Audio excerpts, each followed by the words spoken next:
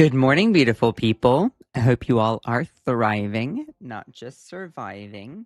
It is a beautiful day. It is, what's today? Monday, June 8th, 2026. Um, whew, I am not awake just yet. So, hello and good morning, everyone.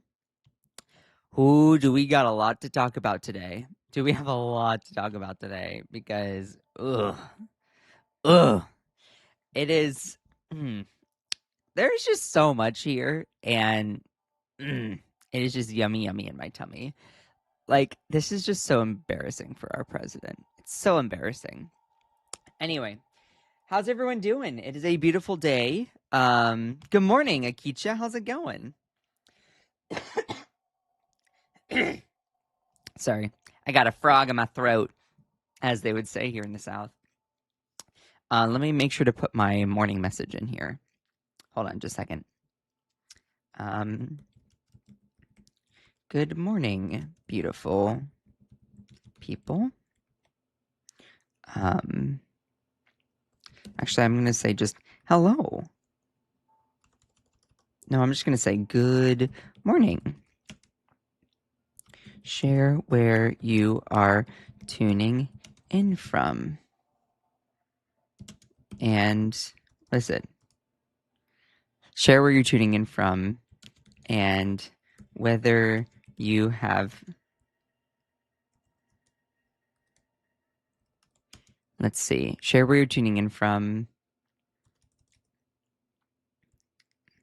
You know, I always say share where you're tuning in from, and nobody ends up sharing where they're tuning in from.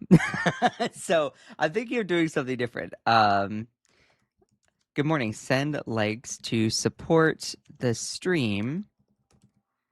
And then let's see what else.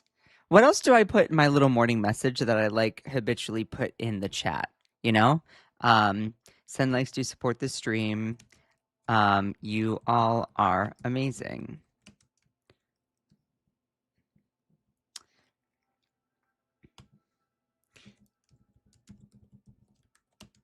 New England versus the old England. Good morning. Send some like I accidentally went a little bit early there. I didn't mean to click enter and actually send it. Send some likes to support. That's not how we spell support. The stream. We have a lot to get to today. I might just start with that. Okay. There we go. All right. Okay. So let's officially get into it here, shall we?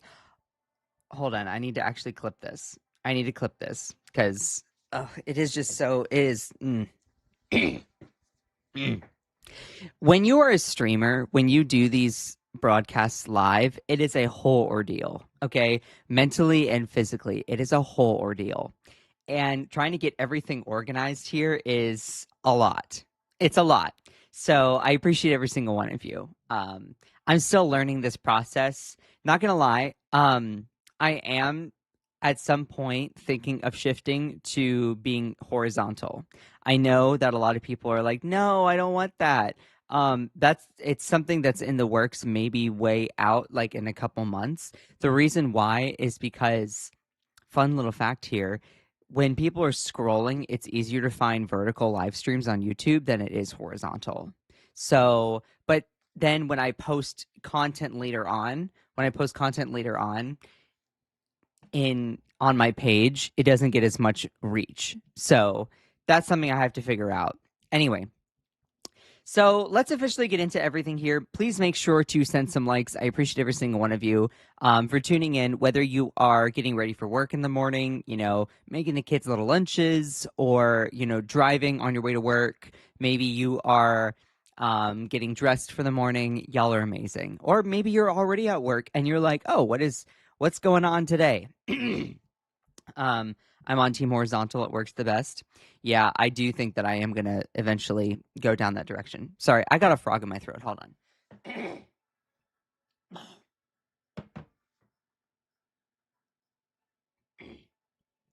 Give me a second. Make sure to drink some water and say something kind about yourself this morning. Please make sure to do that. So, anyway, all right, let's officially get started here, shall we?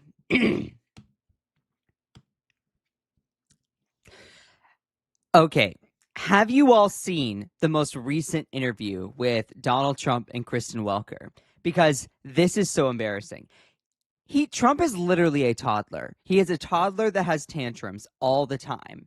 And whenever he's asked like a legitimate softball question, he cannot handle it. He short circuits. He storms off. It's embarrassing for our president to act in such a petulant manner. If this is a kid, they would be disciplined immediately. This is our president and it's just seen as normal behavior. Like, are you kidding me? Really? So let's break all this down here, all right? I've had enough.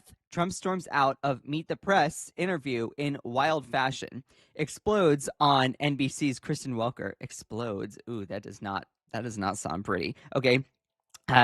Sorry, my mind is dirty. So I exploded on her. It was amazing. It was a real rush. It was a real rush.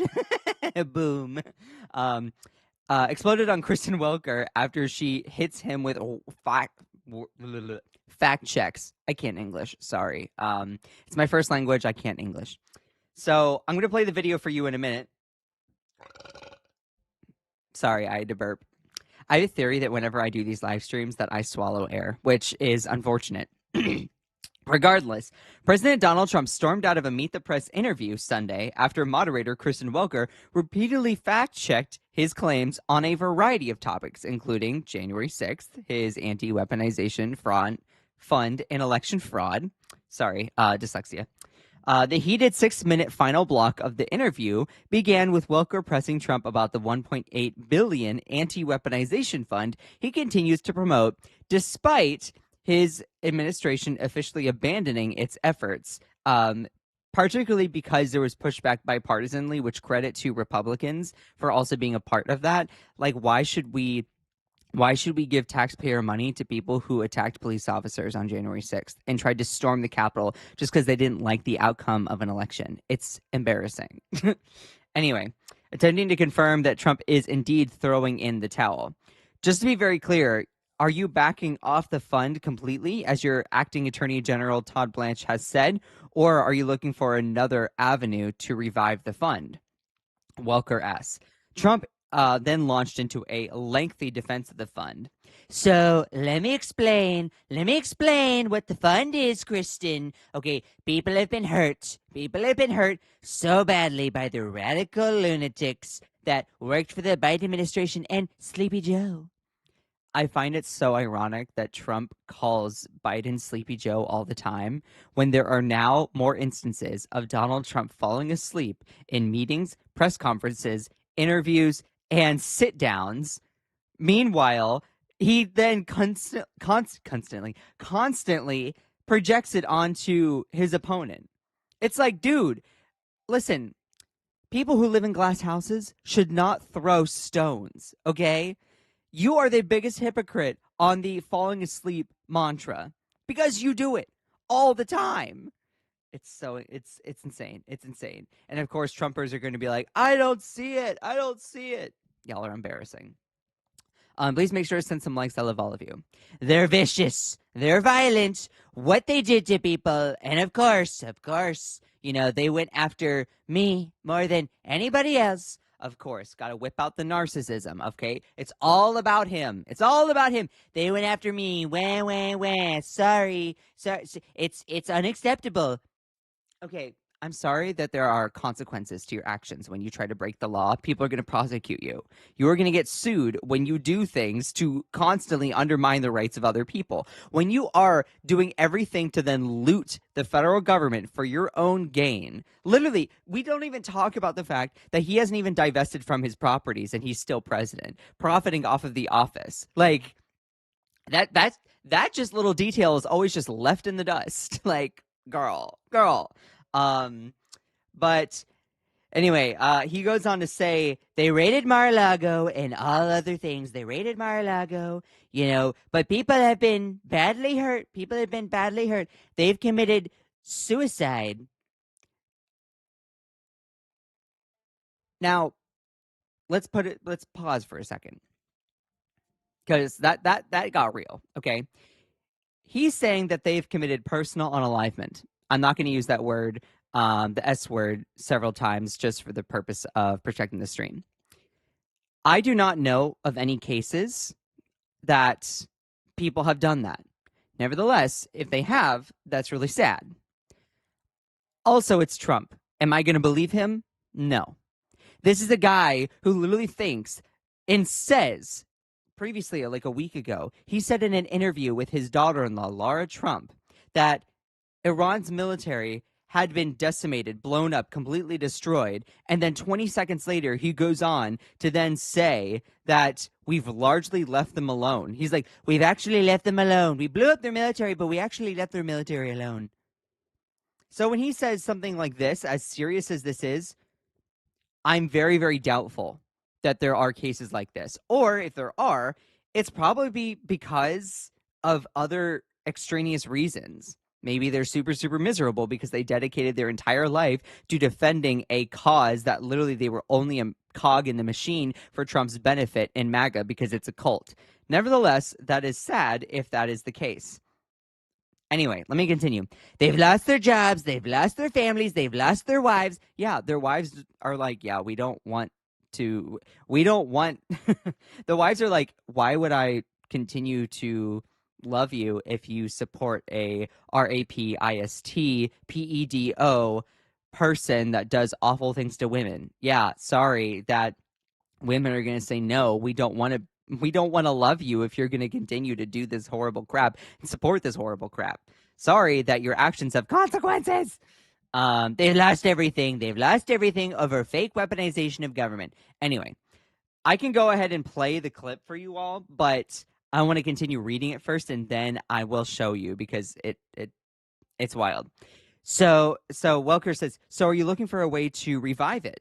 And then Trump goes, well, look, if it was up to me, I'd pay them the kind of money that they deserve.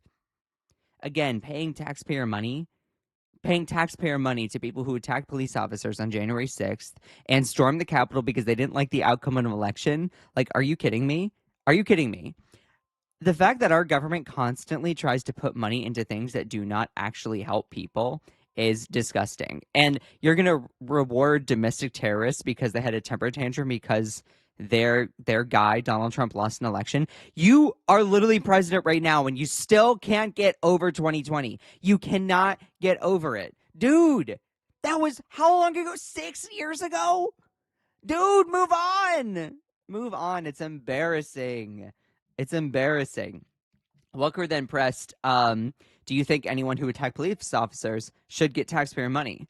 And then Trump said, I would incline to say so, but I have to see it. I can tell you this, 97% of the people, you look at them, the FBI or whoever it was, cause you had a lot of crooked cops. You had a lot of dirty cops. Comey was a dirty cop, like that guy Bolton, a dirty cop. Anyway, let me go ahead and play the clip for you because it just gets... It's wild. Okay, hold on just a second. There's 152 of you in here. That's amazing. Okay, hold on.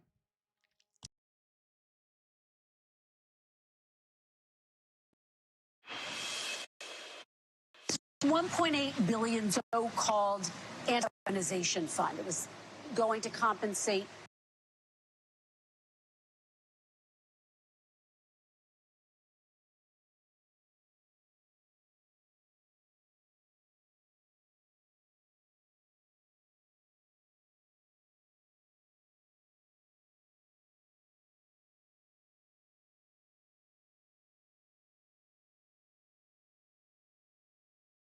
People like stupid Biden, he's not stupid, crooked press. People like stupid Biden, he's not smart enough to know what's going on. But people that surrounded his beautiful, resolute desk in the Oval Office, what they did to the lives of people, they destroyed people. They sent people to jail who did nothing wrong. Right, just to be very clear, there's no evidence of what you're saying. But let me ask you about Todd Blanche. Let me ask you about Listen Todd to me. Blanche. Listen to me. Let's talk There's about Todd tremendous Blanche. evidence. There's nothing It's but not been evidence. The presented in election a was court of rigged. law. It was a dirty election. Mr. And it's President, happening again right now in You've never California. presented evidence It's happening that the right 2020 now in election California. was rigged. Right now, it's look at what's Where's happening the in evidence California. to that? It's The 4 Republicans days. are doing well in California. California, it's no, they're not. They're dropping fast because it's a rigged election. Let me tell you, it's 4 days, and they aren't even close to coming up with. That's how they count You know the why votes they're doing in that? Because they're California. cheating on the election. Do you have evidence to support All I have that? to do is look. All I have to do is look. That's not and I evidence. listen.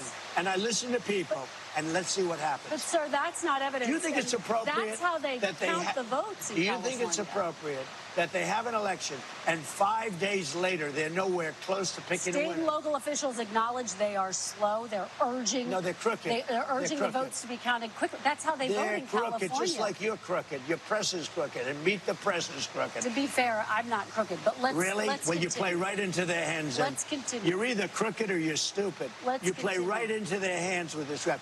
You know that these elections are rigged. Your network knows that they're rigged. You know that I won an election in a landslide, and I got 94% bad press. But, Mr. President, you know why I you've got never that?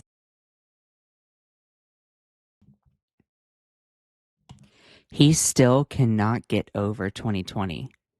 How many years has it been? How many years has it been? It's been 6 years and he still can't get over 2020. Dude, that's loser behavior. Oh my God. Sorry, let me continue with the clip here because this is where it goes off the rails. Kristen Welker is literally just pushing back like the tiniest little bit. I would argue not even enough for a real critical journalist. She pushes back the tiniest bit, being like, there's no evidence of what you're saying, just to be clear. And is there like, and then he goes, there's tons of evidence, y'all. You have to do is look. You always say that there's all this evidence. It's not there, dude. It's not there. Sorry. It's just not. Anyway. But of course, he cannot handle losing. Anyway, let me play the rest of the clip here.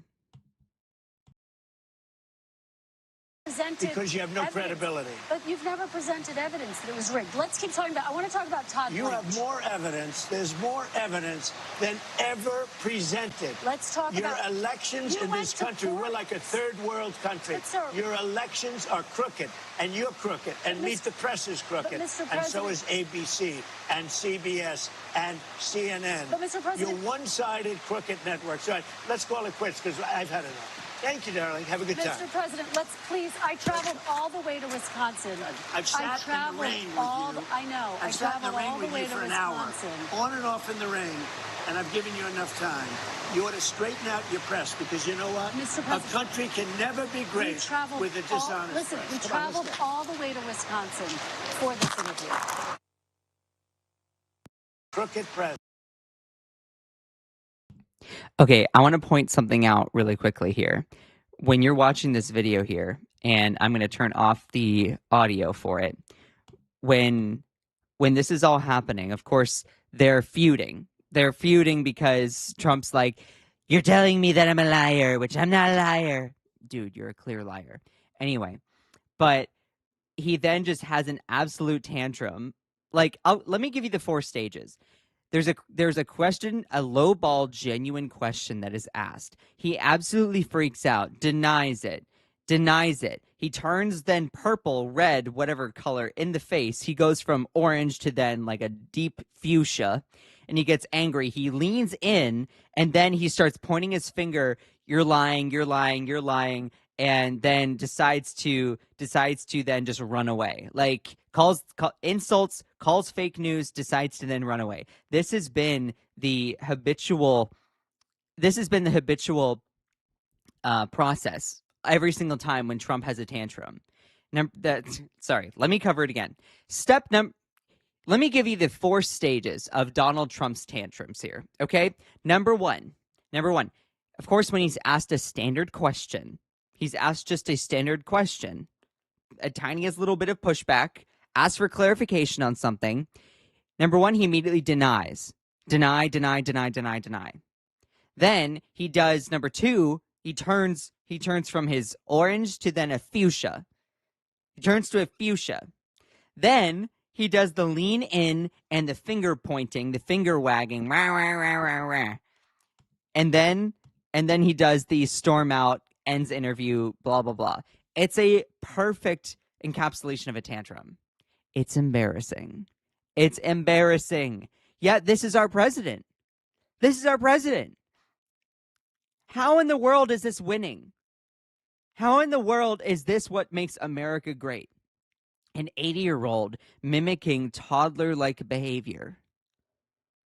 Genuinely, it's disgusting. It's disgusting. So let me get to some other points of the interview here. And I appreciate every single one of you in here. I really, really do. Because looking at this here, it's just, I'm astounded. I'm astounded at the people who think that this is, that this is what winning behavior looks like. So, okay, before I play this clip here, I want to talk about this. Oop.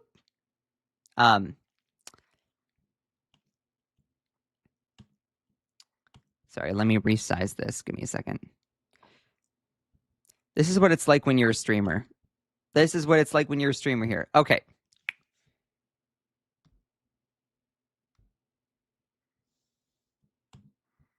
I see a whole bunch of whiny people in the chat here. Dude, calm down.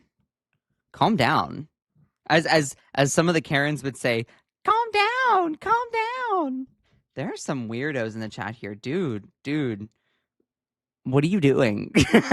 What are you doing? Anyway, okay. So let's talk about this here. Did you break that promise? NBC's Kristen Welker grills Trump on no new wars pledge. President snaps in response, calling her a big liberal. A big liberal. Okay, so is that supposed to be an insult? Calling someone that, which I personally don't even think that Kristen Welker is a liberal. I think she's just a journalist. I don't think she pushes far enough on different things, but you know, she's just a journalist. She doesn't really ever make her opinion known from my knowledge. So let me go into this here. As a quick little standard, Donald Trump ran as a candidate saying that he was not going to suck us as a country into endless war. This was a popular thing amongst MAGA conservatives, which that's one thing I agree with. I would love for us as the United States not to constantly get involved with foreign conflicts overseas. That's genuinely a good policy. Both Republicans and Democratic voters really, really like that idea. We as the United States have been embroiled in foreign policy, wars, excursions, interventions, whatever you want to call it, for years. Ever since World War II, we've been in endless war overseas. And bipartisanly, a lot of Americans are just sick of it because it's our taxpayer dollars going to funding Raytheon, going to funding Daniel Defense, Boeing, all these big companies that profit off of endless war and then unalive our family members and suck our taxpayer dollars into programs that don't benefit, pave our roads, make our healthcare affordable. So naturally, a lot of people are so over this Iran war situation because what is it doing? It's just raising our gas prices. I don't feel safer personally under Trump. You can disagree, but I don't feel safer under this. I think that when you kick a hornet's nest like Iran, the hornets get to decide when it's over. And right now, we as Americans are getting stung over and over and over because of this conflict. Nevertheless, Kristen Welker asks a common, just genuine question of like, hey, you campaigned on no new wars. And now we seem to be in a war. How can you justify that? So NBC's Kristen Welker grilled President Donald Trump on his repeated campaign pledge to not start any new wars, a line of inquiry which was not received well by the president. As a part of a fiery interview which aired Sunday on Meet the Press, Welker pressed Trump on his vow amid their ongoing Iran conflict. Conflict. Yeah, we bomb another country and it's funny because Trump doesn't want to call it a war. It's a war. Quote, one of your consistent campaign promises was no new wars, going all the way back to 2015. Did you break that promise to the American people? Genuine question. Trump says, no, I had to stop a country, very powerful, very dangerous country, from having a nuclear weapon because they'd use it. They'd blow up the world. They'd blow up the Middle East. You know, they'd blow up Israel. They'd come here. They'd blow up Europe. And they're nuts. They're nuts, okay? Well, sweetheart, that's, as my mom would say, that's the pot calling the kettle black, because pots and kettles are both dark colors usually, you know? So you're a hypocrite. Game recognizes game there. They're crazy people. I deal with them. They're very high-strung people, a little crazy, and I get along with them. I like them. Okay, wait, what? Hold on. Pause. He says, they're crazy people. I deal with them, very high-strung, little crazy, and I get along with them. So they're crazy, but you get along with them. Okay, interesting. They're crazy people. They're nuts, but I like them. It's a very interesting way to phrase all of that. But you don't want to let them have a nuclear weapon. And I'm doing the world a service, but I'm doing our country a service. You know, it's America first. I'm doing our country a service. How? Okay, pause. For those people who might not be familiar, you're like, okay, of course. Why is it a bad idea? Why should we let Iran have a nuclear weapon? First off, we had a deal in place with Iran. It was called the Iran nuclear deal. The JCPOA. This is a quick little public service announcement. It's going to last a minute. Time it, okay? Put it on the clock here. The Iran nuclear deal was created by President Obama. Now, President Obama has his faults, has his flaws. Nevertheless, the Iran nuclear deal was one of the best things of his presidency, objectively. The JCPOA, the Joint Comprehensive Plan of Action, is what it's called. What that agreement did is it brought together 6 or 7 countries: the US, the UK, France, China, Russia, Germany, maybe Japan. I'd have to double check. It brought all those countries together, and they agreed, yes, Iran cannot have a nuclear weapon. In exchange, they said, we're going to lift sanctions on Iran. And sanctions are like an economic penalty put in place by different countries to then try and push that country to then economic sanctions are basically, I'll insert like a little definition of it. They're a tool that is used in order to like punish a country instead of waging endless war. It's kind of like a tax or maybe like a little bit of a tariff. I'm not quite sure. Actually, let me in fact say, like, what is an economic sanction? Economic sanctions are commercial and financial trade penalties. That's the word I'm looking for. It's a penalty. Okay. So in exchange for having surveillance, I'm not explaining this well. I'm not explaining this well. In exchange for having surveillance, you have the United States, Russia, China, Japan, not Japan. Hold on. I'm not explaining this well. Okay, sorry. I know I said time it, but here we go. Let me explain it once again, because I'm not doing it as clear as I want to. Okay. So everyone is going to agree that Iran cannot, not words. Everyone, I think regardless of your political affiliation, agrees that Iran cannot have a nuclear weapon. I would go so far as to say that no country should have a nuclear weapon. Does that make me radical? Sorry, I just want peace. Nevertheless, I don't think the United States should have a nuclear weapon either. I don't. I don't think any country should. Now, Trump is mad because Iran was supposedly developing one, even though there was mixed intelligence to say that they were and they were not. They were just enriching uranium. Nevertheless, he's mad because Iran was supposedly building one. Here's the thing. There was an agreement put in place to stop Iran from building a nuclear weapon. Guess who ripped up that agreement? That was Donald Trump. Trump ripped up the Obama-Iran nuclear deal, which stopped Iran from having a nuclear weapon. It was called the JCPOA. Let me explain what the JCPOA is. The Joint Comprehensive Plan of Action simply was a plan that stopped Iran from having a nuclear weapon, and in exchange for surveillance from other countries on Iran, excessive surveillance by the excessive surveillance, then countries lifted economic sanctions, which are like penalties, economic penalties on Iran. So the timeline is Russia, the United States, China, France, the UK, and the United States, along with Iran, come to the table and say, okay, Iran, you can't have a nuclear weapon. But in exchange for us literally surveilling your country to make sure you're not building one, we will lift economic sanctions for your country on our economies, meaning that Iran can then profit economically from trade. So it was one of the best hallmark deals because it stopped Iran from having a nuclear weapon. And economically, Iran was super, super happy because they were no longer being penalized because of their nuclear research. Guess who ripped up that deal? Trump did. So Trump rips up the deal that stops Iran from having a nuclear weapon. Then he gets mad that supposedly they start going towards building a nuclear weapon. Sorry, you think that's competent leadership? You are the one that you should be mad at because you are the one that led us here, led us into this conflict. Iran says, okay, fine, you put economic sanctions back on us. We're going to start developing and doing more of our nuclear research. It's like Trump wanted Iran to have a nuclear weapon so we could bomb them.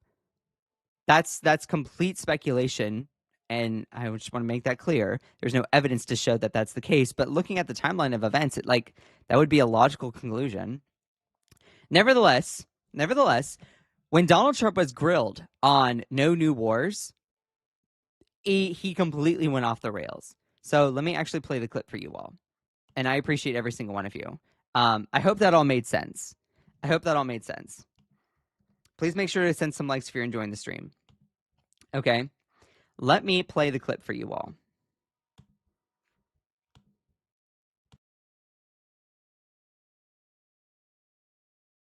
What changed? Because you insisted no new wars. First of all, I didn't guarantee no war. Why would I have built the strongest military in the world? I built our military. I inherited a terrible military. We had no equipment. We had nothing. I built a tremendous military. Biden gave a lot of it away, but it's still a relatively small portion compared to what I built. But you said it over and over again, Mr. Why would I President? build a military? Now, I didn't want to use this, but I'm doing you and everybody else a big favor. In the midst of the greatest stock market in history, in the midst of the most successful country, because as you know, in the last time we were a dead country, Kristen. I know you're a big liberal or a big progressive. No, I'm just a journalist. What changed? Because you insisted no new wars.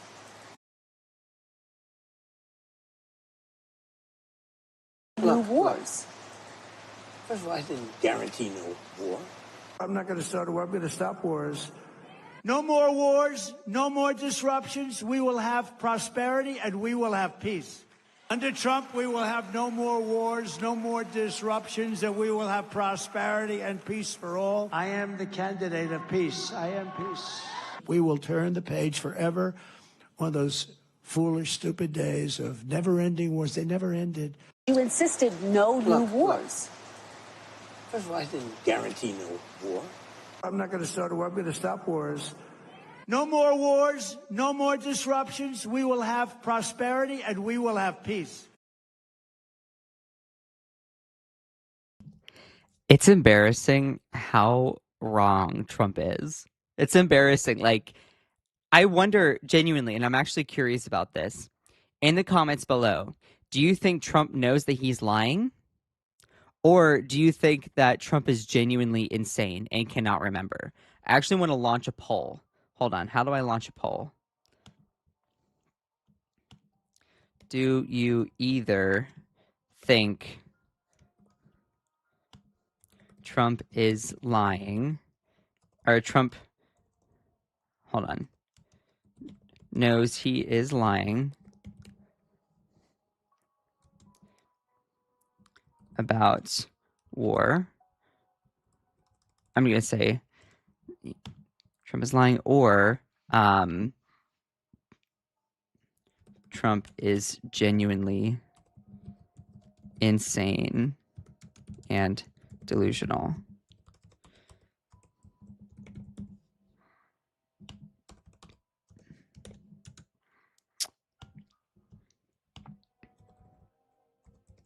Okay, hold on. I said delusional. Okay. All right. I I've put in the poll here. All right. Do you either think that Trump knows consciously that he is lying about starting wars?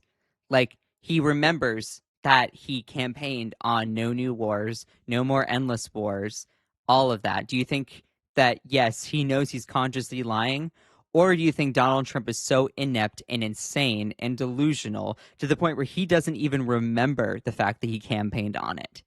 I'm curious. Please answer in the chat here because I I feel like this is, and maybe it's a mixture of both. Maybe it's a mixture of both that, like, a lot like a drug dealer, he's gotten high off of his own supply. It's not inconceivable that that's the case. To me, I think that he knows he's lying, but I think there's also an element that he's so high off of his own lies that he starts to believe it, you know? So I'm just curious. I see 18 votes. Around three-fourths of you, over three-fourths of you say that he knows he's lying. Yeah. Um, I think it's a mixture of both. Yeah. I want to see if the comments are cooking here. Hold on. Why does it do this to me? Why does it do this to me? Okay.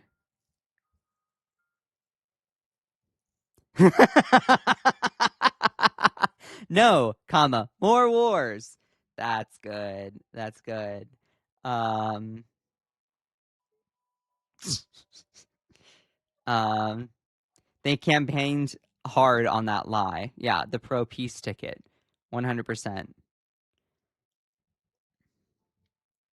Yeah, and here's another thing. All of his bootlickers literally came out to say no more wars, no more wars. And like, look, this is something that a lot of Democrats, a lot of progressives, a lot of Americans genuinely agree with. Of course, you're like, well, why didn't you vote for him? You think that we believe Trump when he says vitriol and crud like that? No, we don't believe Trump at all. I don't believe Trump on barely anything. He's a con man. He's a known liar. He is a convict. Like, I'm not going to believe him. I'm not going to believe him. This is the same guy who literally last week said that we've simultaneously destroyed and left alone the Iranian military. Do you think I'm going to believe someone that can't even make up his own mind on what propaganda he wants to say? No, no. So, yeah, they all said no more wars, no more wars, no war with Iran, no war with Iran, no war with Iran. Well, guess who got us involved in a war with Iran? Trump accused Democrats of being the war party after being elected, decided to rename the Department of Defense Department of War while embracing a more hawkish posture himself. Make it make sense. Yeah, no, seriously. Seriously. You could literally sit a MAGA chud in front of an iPad, run this clip on a loop, and they would still deny it. That's where we are. Yeah, and that's what's really, really scary. That's what's really scary to me. I I won't start a war. This isn't a war. We won the war. We decimated them. We don't need help. We do need help.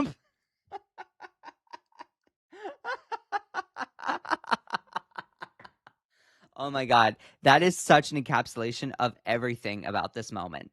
I won't start a war. This isn't a war. We won the war. We decimated them in the war. We don't need help in the war. We do need help in this war. But it's not a war. It's a 2-week excursion said 3 months ago. We've officially gone into 100 days in this conflict. I thought it was only supposed to be 2 weeks. 2 weeks. He said 2 weeks ago. How? 2 weeks. 2 weeks. 2 weeks. 2 weeks. How many weeks ago? Like 6, 7, 8. Girl. Yeah. Play dumb all you want. It makes sense who isn't playing dumb, and you know how dumb you are. What? President Trump promised no more forever wars like Afghanistan, Iraq, and we're not in any new forever wars. What? Okay, pause. I love how you're ignoring the fact that Trump campaigns on no new wars starts a war. Are you just going to ignore that?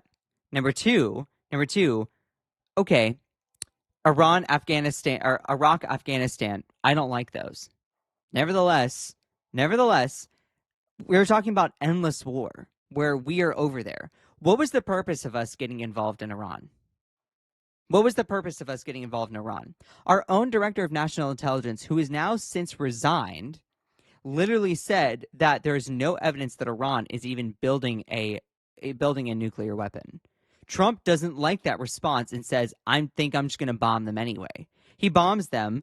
Then Iran holds the Strait of Hormuz hostage, leading to gas prices skyrocketing because oil is no longer being shipped around the world. So what was the point of Iran? Or so what was the point of this whole conflict? You went into Iran because they had nuclear weapons, except your own director of national intelligence says that there is no evidence of that. And of course, now they have to step down because anyone who defies what Trump wants or says or his fictional reality then is immediately ousted. Yeah, seriously. Lies on lies on lies. They promised immediately lower gas prices, no new wars, grow the economy. They are 0 for 3. Yeah, no, seriously. I didn't say no more wars. That look when you make out a lot of excuses and your diaper is bursting with a dookie. Not that. Not that. And also in this, he ends up storming out shortly afterward. So it's just embarrassing. It's embarrassing that this is where we are. I mean, and with this, of course, Trump's like, I didn't guarantee no new war. Why would I? I built the strongest military in the world. You campaigned on it, dude. Biden gave a lot of it away. Biden gave a lot of the military away. And like that's another thing. When he says we had nothing, I built a tremendous military, Biden gave a lot of it away. Give to who? Who are you giving the military to? Like what? When you said your predecessor gave a lot of it away. What did he like assign soldiers? He's like, I'm gonna give you to France, I'm gonna give you to China, I'm gonna give you to Lithuania, I'm gonna give you to Romania. Like when you say give a lot of it away, give it a lot of it away to who? And how do you give the military away? The man is genuinely insane. What does that even mean?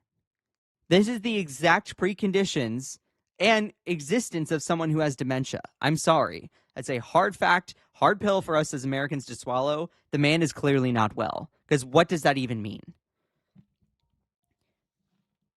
So, and then Welker is like noting the numerous occasions in which he explicitly said that they would not start any wars. He said, wait a minute. Why would I build a military? Why would I build a military? Now, I don't want to use this, but, I'm doing you and everybody else a big favor. Oh, don't be trying to assume that you're the savior now, Mr. Trump.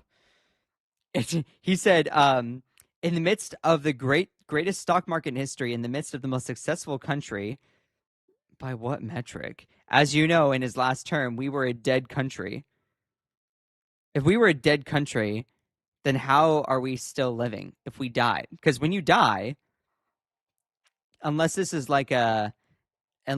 a necromancy situation where we can be brought back to life, I don't even know what he's trying to insinuate there. Kristen, I know you're a big liberal, big progressive. I'm surprised he actually even knows what the term progressive means.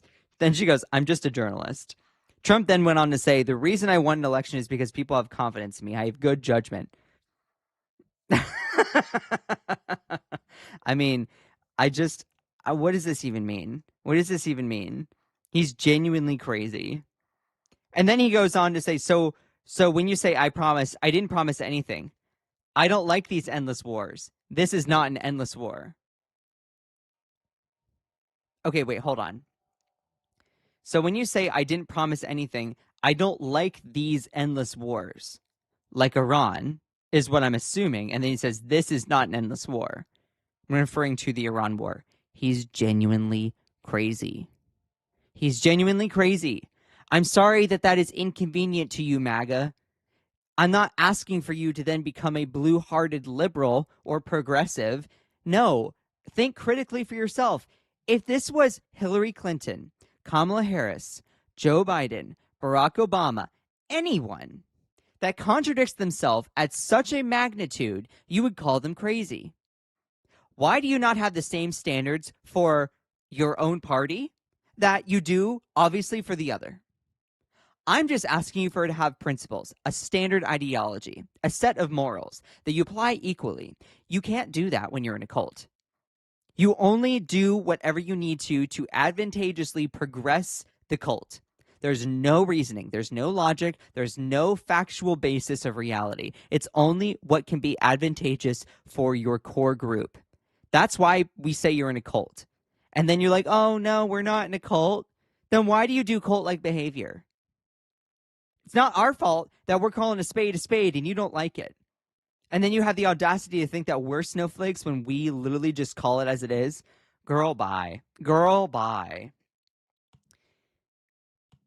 Girl, bye. Anyway, let's move on to the next segment here because this gets even better. It gets even better. Okay. So I want to cover 5 most stunning moments from Trump's Meet the Press meltdown. I already covered several of them in the previous segments of the live stream. Nevertheless, I want to actually play some more of the videos.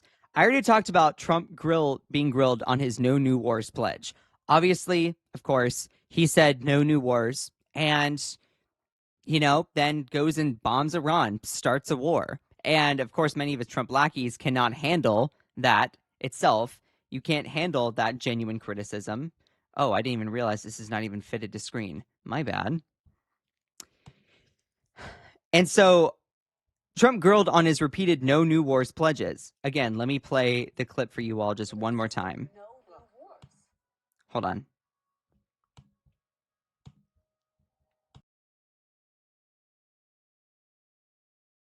You insisted no new wars.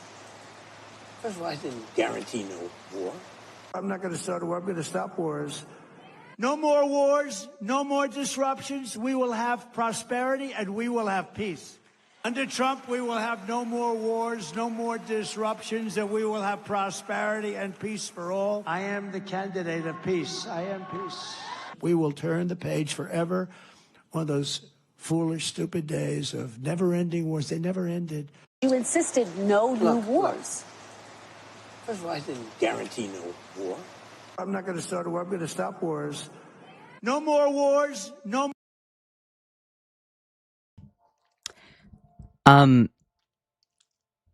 Genuinely, do you think that Donald Trump knows that he is lying? That he is an absolute crook? Or you think he's genuinely that delusional, that insane, that inept to then, like a drug dealer, do you think he's high on his own supply, that he genuinely doesn't remember if he actually campaigned on that? I think it's more the former, but it could be a little bit of a mixture of both. Nevertheless, that is one really, really big moment that was stunning about that. Number 2 was Trump said he doesn't want to go into names of who is leading Iran. What? You don't want to actually even tell us, as the American people, who you are negotiating with. Is it because you unalived them already? Like, or do you think he genuinely doesn't even know the names? This is just wild. This is just crazy here. Let me play this. Hold on. So we're having very good negotiations with the people that are leading the country now. It's the 3rd group that we've been dealing with. And they are different. And you could say it's regime change, actually, because these are very different people. I find them to be more rational, very smart. Who is that? Who's leading the country? Well, I don't want to go into names, but you know who they are. I mean, they're leaders. They're respected, respected by the people that have to respect them. They are calling the shots. We know that because we see it through various tests that we've given. It's a little bit strange because you have leaders that have been there for a long time and they get wiped out. Then you have leaders that you also know, the second tier, and they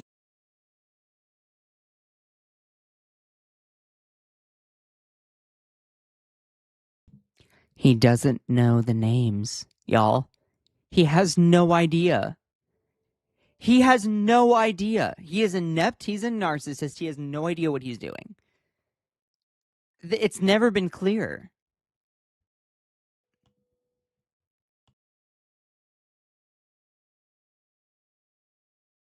That they're looking for approval, and he is part of the approval process, absolutely. Have you spoken to him directly? You said you want to meet with him. No, I have not. I would if he'd like to, but I have not spoken to him directly. Do you know where he is? I will tell you, they do. How he is? Yeah. They do pay homage to him. I would tell you if they didn't. They seem to, based on what I see, they seem to respect him a great deal. Do you know where he is? Do you know how he is doing physically? Because you have leaders that have been there for a long time and they get wiped out. Then you have leaders that you also know, the second tier, and they get wiped out. All of a sudden, we're dealing with different people. But no, I think that we'll either have something done fairly quickly or we'll finish it out militarily. Are you talking about the son of the supreme leader? Well, he's a part of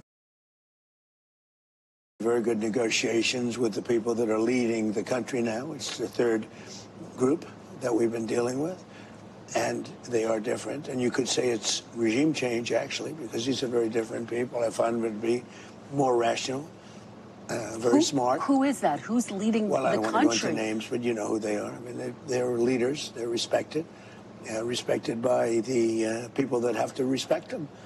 They are calling the shots. We know that because we see it through various tests that we've given. It's a little bit strange because you have leaders that have been there for a long time and they get wiped out. Then you have leaders that you also know, the second tier.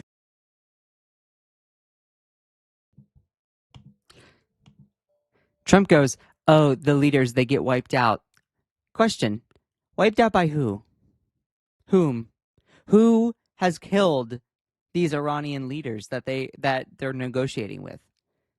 Our U.S. government has literally unalived the people that we've been trying to negotiate with. That's what he literally is saying in the interview. Oh, we unalived the senior Khamenei guy who is like one of the leaders of Iran for his younger son. And then it's like, what? You have no idea who you're negotiating with.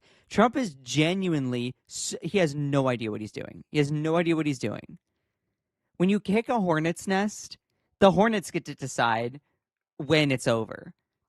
Trump wants, we as America are constantly getting stung over and over and over and over and over by Iran because our leader decides to kick the hornet's nest. They're going to decide when it ends.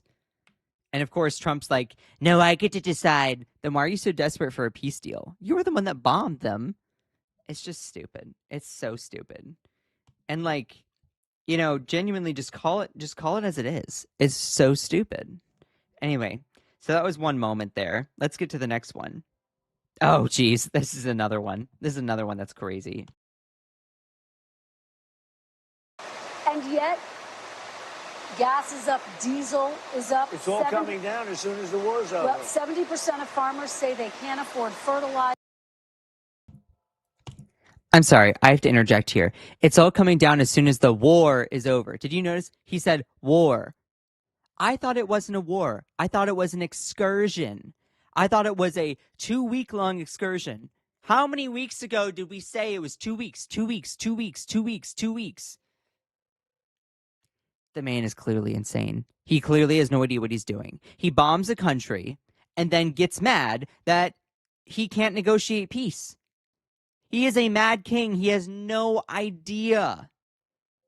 And he then says, oh, it's a war. I thought it was an excursion. He said, we've already pretty much won it. Then why are we still in it? He is absolutely inept. He's a narcissist and I'm sorry. But genuinely, just looking at it non-biasedly, he's genuinely insane. What's your farmers message? Are doing very well. Let me ask you, what is your message to farmers? Many who support you, but who say they're struggling. Because there's nobody been better to farmers. You know, I gave farmers last term $28 billion because China took advantage and other people. And you know who paid for it? China. Last term. You know, I had a great first term. I had the greatest economy ever. And you know what? This one's blowing it away. What's your message to farmers, though, Mr. President, who say they are struggling? They're struggling to make ends meet. Are you ready? Am I allowed to talk? You keep asking questions and you don't listen to the answers. I love the farmers. And He's like, am I allowed to talk? Am I allowed to talk? Am I allowed to answer? You're the one that keeps interrupting, dude. Like, you're the one who keeps having a temper tantrum. Also, here's the thing. When a journalist asks you a question, you constantly keep sidestepping it. Like, you're the one who cannot answer the genuine questions and the one who interrupts. The journalist, whoever's interviewing you, is going to then ask you follow-up questions centering back to what their initial inquiry was. Also, there's a difference between an answer and a lie. Donald Trump doesn't know that difference. He doesn't know the difference because his answers are always just spewing his propaganda. He doesn't have a truthful bone in his body. So also, I want to point out something. Sorry, I have an eyelash stuck in my eye. I also want to point out something. When we, the United States, put all those tariffs on China, China put retaliatory tariffs back on us. At one point, there were zero soybeans being sold to China. China relies a lot on American soybeans for their products, for a lot of their agricultural needs. Because of the tariffs, now China has been seeking out soybeans from other markets because of the tariffs. It has not led to China to renegotiate based on what America has. So what these tariffs initially did was it actually pushed China to go and look for soybean markets in other places, whether that is Brazil or Argentina. So a lot of these farmers were really struggling because many of them could not even sell their soybeans. Ask soybean farmers today about this whole situation, and they'll say, yeah, the tariffs were absolutely devastating because it led China, the biggest market for soybeans, to then seeking out other countries. Now, I also want to point out that because of this Iran war situation with oil being blockaded in the Strait of Hormuz, that, because of this Iran war situation, Trump bombs Iran, Iran holds the Strait of Hormuz hostage, Strait of Hormuz processes around a fourth to a fifth of the world's oil imports and exports daily, that channel, it has led farmers to being in massive dire need of oil for their machinery, to conduct their agricultural, there's a lot of oil is a product that is used in so many different facets, especially in agriculture. And so when oil becomes more expensive, it trickles up and down the whole supply chain. Nevertheless, farmers are really struggling because of that. And of course, Trump cannot handle. He's like, the farmers love me. The farmers love me. Dude, when she asks a follow-up question, you'd be like, am I allowed to answer? Yes, you are allowed to answer, but you're not allowed to lie. You're not allowed to lie. It's so stupid. So stupid. the farmers love me. The farmers trust me. In the first term, I had something very simple. Am I allowed to talk? Who say they are struggling. They're struggling to make ends meet. Are you ready? Am I allowed to talk? You keep asking questions and you don't listen to the answers. I love the farmers, and the farmers love me, and the farmers trust me.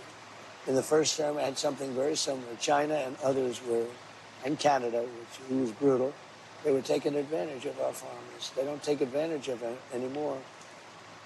I gave them $28 billion split up. They never had a payday like that. And the farmers loved me, and they came back and they voted for me in record numbers. You know that nobody's ever even come close. Now, because of the fact that we had a choice, I had a choice to make. I could keep it going. The farmers were doing great. Fertilizer was very cheap. Everything was cheap. Gasoline was very low. Everything was very low. I could have kept it that way, but I said I have to take a little bit of a turn. The farmer's going to understand it better than anybody. We're going to have higher gasoline. We're going to have a little higher fertilizer, et cetera, et cetera. But I'm going to get rid of a nuclear weapon in the hands of very dangerous people. Excuse me, wait. It should have been done for 47 years. No president had the guts to do it. I did it, and I've done it. It's almost complete. As soon as that's complete, Gasoline prices are going to drop like a rock. You know, I was in Iowa speaking about farms, and it was before we attacked Iran.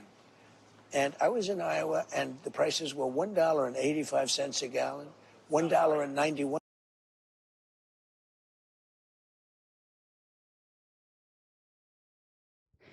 Okay, pause. At one point, didn't Donald Trump say that like gas wasn't going up, that this was not a non-issue, and now he's admitting to it all going up because of this. I mean, he genuinely doesn't care about people's financial situations. He doesn't. He tries to then spin this whole thing like, first off, it's not happening. Then when there's so much evidence that it's happening, he then says, well, it's not that bad. He's starting to go through the 5 stages of grief. For a lot of time, it's always denial, denial, denial, denial, denial, you know, and he still kind of goes through that process here. But, you know, it's denial, but then also it turns into outrage and then bargaining. You know, he kind of sidesteps the sadness kind of thing. So he never gets into the acceptance stage. Never does. Anyway, so that was another interesting moment. Oh yes, Trump storms off. That's an interesting moment. Okay, hold on. Let's watch this.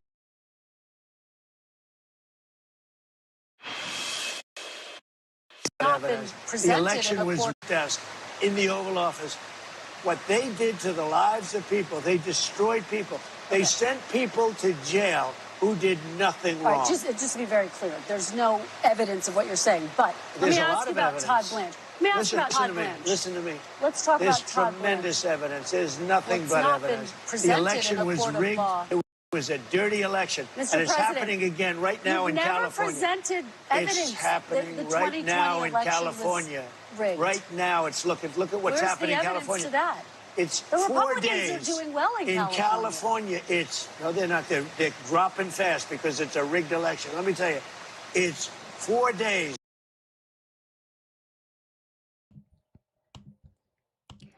Look how orange he is. Look how he's going from like a light tangerine to like a blood orange. I don't think that this is just a filter, but like just look at him. Look at him. Genuinely. Just wow.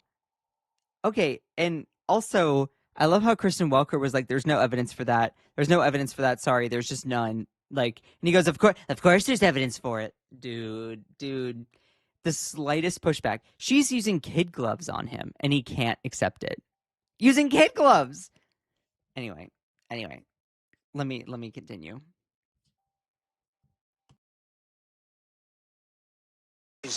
And they aren't even close to coming up with it. You know why they're doing that? Because they're cheating on the election. Do you have evidence to support that? All I have to do is look. All I have to do is look. That's not evidence. And I listen to people, and let's see what happens. But, sir, that's not evidence. Do you think it's appropriate? That's how they count the votes in California. Do you think it's appropriate that they have an election, and 5 days later, they're nowhere close to picking a winner? State and local officials acknowledge they are slow. They're urging. No, they're crooked. They're urging the votes to be counted quickly. That's how they vote in California. They're crooked, just like you're crooked. Your press is crooked, and meet the press. So, this is so stupid. Genuinely. All right. Let me just back it up here just a minute. So, as soon as Kristen Welker is like, that's just how it runs. You know, the vote, it takes a minute to count every single thing. Trump goes, do you think that's acceptable? Do you think that's okay? Sorry, counting millions of votes takes time. Quality control checks. I will share, personally, I've worked an election. You double check, triple check, be very, very clear when you report outcomes. Okay? Humans are subject to error. Machines are subject to error. Okay? And you have to go through and absolutely double check that everything was accurate. You have people watching over you. The people that are watching over you have people watching over them. That's how election security works. Okay? So you have people constantly double and triple checking. It takes time to count everything. For him to be like, do you think it's acceptable? Dude, I guarantee that if Trump were to run an election, that first off, he wouldn't even count anything. He would just declare that he's already a winner. Because that's how narcissistic he is. She pushes back with the slightest little bit, being like, this is how it works. And he's like, do you think that's okay? I don't think that's okay. I think it's crooked. And then he immediately pivots into personal attacks. He's a petulant child. He's inept. He's a narcissist. He can't handle a little bit of pushback at all. And then he goes, let me give you these 4 stages here. Let me give you the 4 stages, okay? Notice this. Notice. Stage number 1. He goes from denial,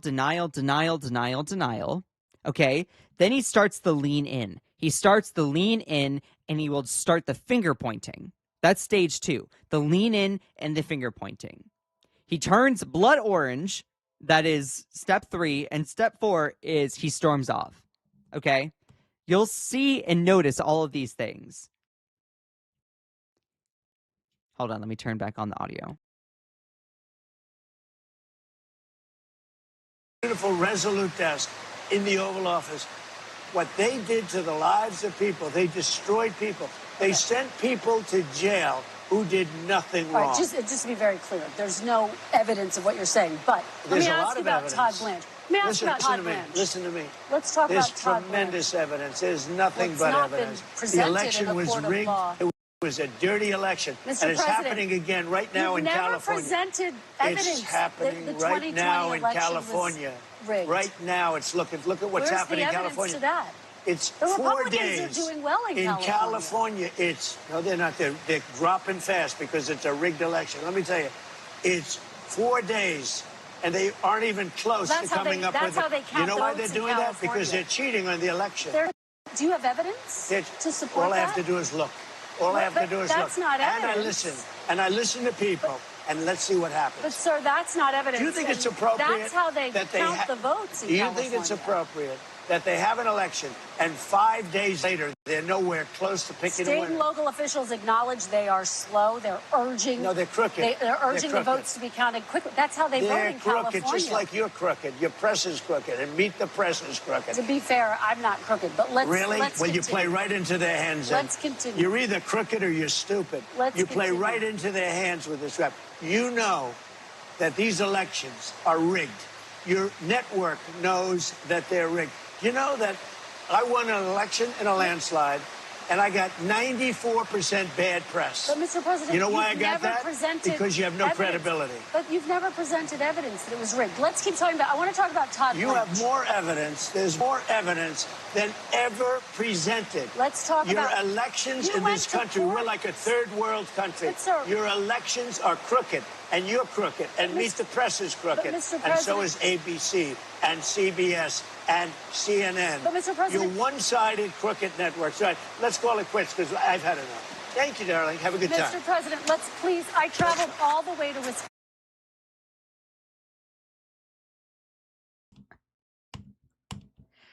Okay, wait a minute.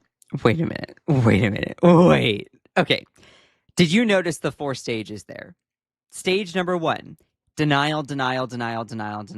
Constantly denies every single thing. Just lives in his fictional reality. Number 2, it's the lean in, the finger pointing, the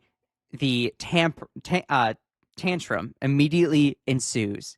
Step 3, he turns blood orange, goes from pink orange to then blood orange. And then he decides to storm off. I'm just going to play it again. Just watch all of these. He clearly looks so unwell. That is not a natural shade of skin. Like, look at that. He looks like an Oompa Loompa. Is that what it's giving Oompa Loompa? That's what he's going for. It's how does he think that looks good on him? You see the lean in? He leans in. He's going to pop a blood vessel on that forehead, I'll tell you. He's going to pop a blood vessel. Jeez Louise, he does not look well. And then he goes into personal attacks. He drops the mic on the ground. Do you notice? He drops the mic on the ground. And then as soon as he gets up, he then steps on it. I mean, it's insane. It's insane. He's just like, I've sat in the rain with you and I've had enough of this. I don't know if he meant to step on it, actually. I truly don't know. Her face, she's like, okay, I guess we're done. Yeah. And then it gets even better, y'all. It gets even better because, hold on.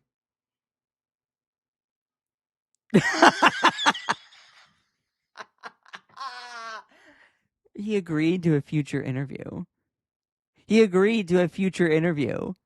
So he's like, I can't stand this with you. I'm done with you right now. You're awful. You're disgusting. You're deplorable. You're asking me too many questions that, you don't like my answers. You don't like my answers because your answers are all lying, but you don't like my answers. And then he said, and then later on, Christian Walker's like, yeah, I spoke with him. We're going to have another interview here. It's just crazy. I spoke to President Trump on Saturday, and we both acknowledged the complications during the interview posed by the rain. If you all hear in the clip, there's a lot of heavy rain coming down. Welker reported at the end of the conversation, he agreed to sit down with me for another Meet the Press interview.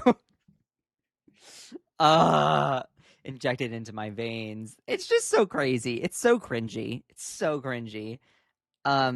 just, jeez Louise, he's a petulant child. He is a petulant child. Anyway, let me clip that. There's 127 of you in here. That's amazing. If you're new here, please make sure to smash that subscribe button. I do work hard to provide this information and content in the morning. And also, I see Benny people in here. You're Benny in here. You're awesome. I appreciate you being in here. So I think I'm just gonna move on to another thing here. So hold on. I need to yawn. I need a stretch. Give me a second.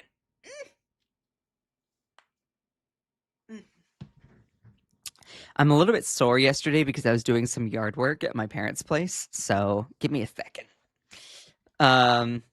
Trump phones, Trump steaks, Trump Bibles, Trump University. Yeah, it's clearly a cult. Let's get into the next segment here because this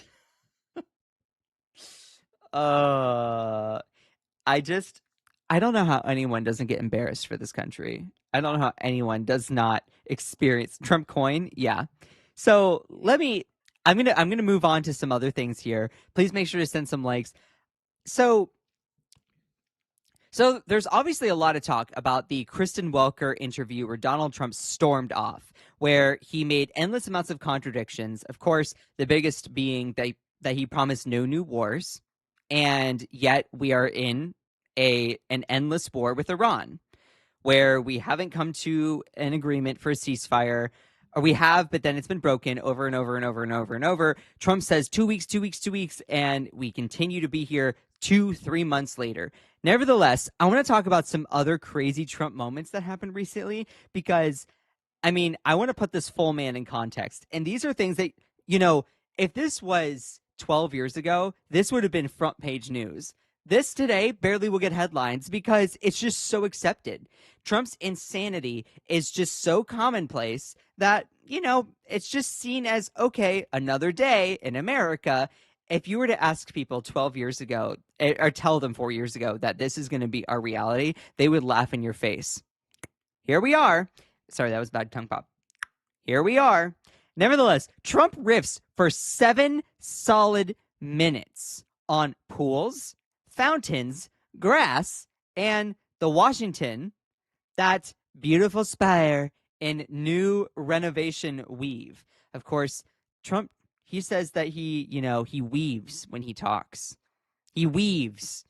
He talks about so many different things and it all compiles together and goes together. I don't know if I want to play the full clip here. Let me first read the article and then we'll play the clip because I don't want to throw up breakfast right away. Okay. President Donald Trump went on a lengthy riff about the renovations he's undertaken, including the area between the Lincoln Memorial and Washington. You know, that beautiful spire. Is he talking about the Washington Monument? I don't know if that's the definition of a spire.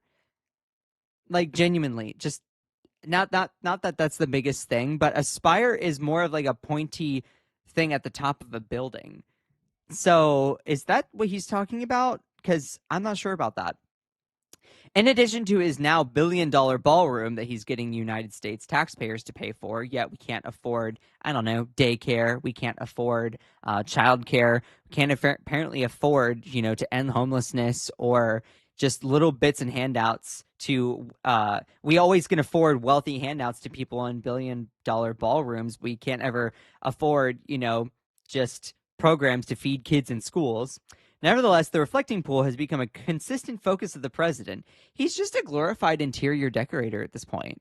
Like, really, put aside here for just a second. Let's just imagine a fictional Kamala Harris, okay, were to be president.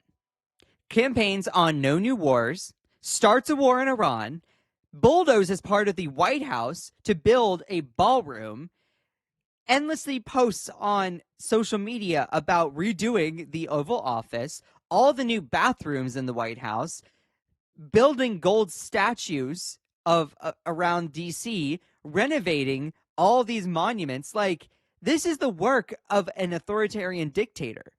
Now, if this was Kamala Harris, I'd be calling this out just as much, maybe even more, because as a progressive Democrat, I would be very frustrated. I'd be like, so you campaigned on this and now you're going around just doing all these vanity projects? Of course, people who have given up their entire identity to support Trump, you lap this up like dogs because that's all you do. That's who you are. You don't have any other function other than to be a supporter for Donald Trump. Nevertheless, when that happens, you don't, like, if this were to be Kamala Harris, you would criticize her. Rightfully so. When it's Trump, oh, nope, he's perfect. He's making America great. Your contradiction, your hypocrisy is so astounding. And it's even more terrifying. The fact that people don't even have any critical thinking skills left. In addition to the now billion-dollar ballroom, the reflecting pool has become a consistent focus, as have other expensive renovations to monuments and fountains around the District of Columbia. Trump traveled to Wisconsin for an event that was dubbed a roundtable on American agriculture, but which featured many elements associated with Trump rallies. Of course, he just ends up ranting and raving for hours and hours and hours. One such element was a lengthy weave, as he always likes to describe it, on a renovation spree he's been focused on. Oh my God. Oh my God. Oh my God. I have not even fully read this, so it's going to be me in real time, just like breaking all this down. Okay. Do we want to just play the video and react to it, or do you want me to actually read it first? Let's actually play the video. Hold on. I got to shift over audio-wise, okay? Give me a second. This pocket-sized pressure tool is so powerful, it strips a decade of grime off concrete in 30 seconds, which is exactly why regulators are trying to get rid of it. And we're just off a very big success in Washington, D.C. We had, it doesn't sound like much, but Washington, D.C. was not properly managed or kept. We had 22 fountains. None of them worked for the last 50 years. None of them. They were graffiti strewn. I did it the inexpensive way. Why should we have a screen? Everybody here has good vision. I want to show you something. Look at this. I'm going to show you the cheap way, okay? We don't want to bring screens. It costs too much money. Look at that. That's before and after. Look at that. Look at it. Can anybody see that? That's before. That's our nation's capital. That's what it, look at this graffiti all over it, filthy, disgusting stone. The stone was all horrible. And look over there, that's before and after. Then we... Not gonna lie, yes, that does look good. That cleanup job looks great. Glad that's happened. How does this help farmers? How does this actually lower the costs of oil in a war that you started? How does this have anything to do with improving American agriculture? He's insane.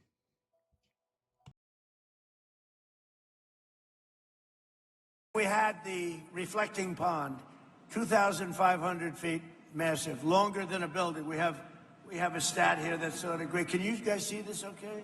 Because I'm too cheap to put up like a projector. Look, so that's the pond. If we're standing up, here's your Sears Tower, Empire State Building, World Trade Center. Look. Not gonna lie, okay, it's giving 7 or 9-year-old trying to give an oral presentation in front of the class, but not being prepared. I don't have a screen, Miss LeBons. I don't have a screen, but I do have this printed piece of paper that I printed earlier, and let me tell you, this here is what I could show you. It's this here. What is this? Oh, that's a tower. That's a tower. And the pond is bigger than the tower, and you can see all the other ones next to it. It's bigger than everything. It's actually fantastic. Miss LeBons, it's amazing. It's giving kid who was not prepared for his project presentation before the whole class. Tell me I'm wrong in the chat here. Tell me I'm wrong. Because it is just so disgusting. No one wanted that? Yeah, genuinely, how does this benefit everyday Americans? I'm not going to deny that DC could use a little refurbishing, okay? But I'm sorry, is that a priority? No. How does refurbishing the Lincoln Memorial reflecting pool, whatever, improve the lives of Americans? Does refurbishing the pool lower the cost of prescription drugs? No. Does refurbishing the pool pave the roads? No. Does refurbishing the pool actually end homelessness? No. Does refurbishing the pool then make housing affordable? No. Does refurbishing the pool then stop the Iran war? No. Does refurbishing the pool stop and end gun violence and actually fund mental health in this country? No. Does refurbishing the pool tackle climate change and the endless amount, how we always seem to put that on the back burner? No. Does refurbishing the pool actually tangibly help American education? No. Does refurbishing the pool improve the lives of farmers? No. What are we doing? What are we doing? Why do people accept this? This is insane. This is crazy. It is absolutely off the rails. He just wants his name on everything. Exactly. What is he doing? Let me continue onward before I have an aneurysm.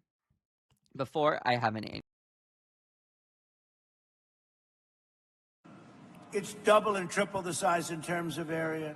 So it would have cost $400 million, Ron, to fix. It would have taken 4 years. And they were getting ready. Doug Burgum's done an amazing job. And I said, rather than doing that, they were going to put stone down, big stone, granite, wonderful, but it all leaks because you have joints. So being a very good builder, I said, you know what? I built a lot of swimming pools, many, many swimming pools. Every time I do a development, I do swimming pools. I know more about swimming pools. I said, why can't we put the wonderful material, which is thick, pasty, beautiful like rubber, but industrial strength? Why can't we use it? And let's pick the color blue from the American flag, which is thick, pasty rubber. I'm sorry. When he said thick, pasty rubber, my mind, I was like, ooh. Let me tell you, it's a thick, pasty blue rubber. We're going to lay it on the floor, lay it all down. It's going to be incredible and amazing and fantastic. You've never seen a better rubber like it. Jeez.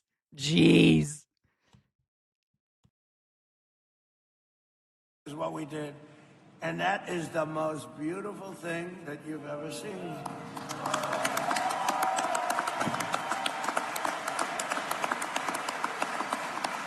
And look at that. I mean, look at that. It just opened yesterday. We just opened it. So there was going to take 4 years, 400 million. It took really about a month. Okay, it was going to. Can you imagine Washington between Lincoln? Think of Washington D.C. between the Lincoln Memorial and the Washington. Just think about this. You know that beautiful spire in honor of the great George Washington and the beautiful Lincoln Memorial. So between there, thousands of feet long.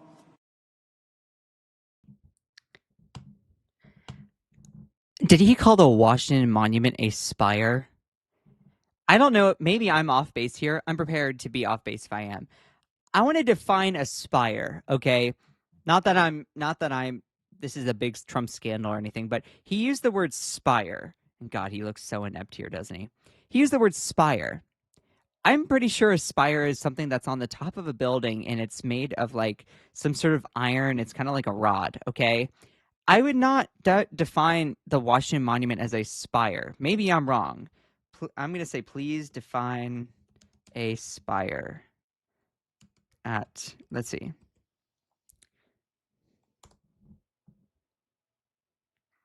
A tall, tapering, pointed structure that tops a building or tower, most commonly associated with churches, cathedrals, or historic. So it's something on top of a pointy monument. I would not say the pointy monument itself is a spire. Hold on. Is the Washington Monument a spire? It's an Egyptian-style obelisk that tapers toward a pointed four-sided top known as a pyramidion.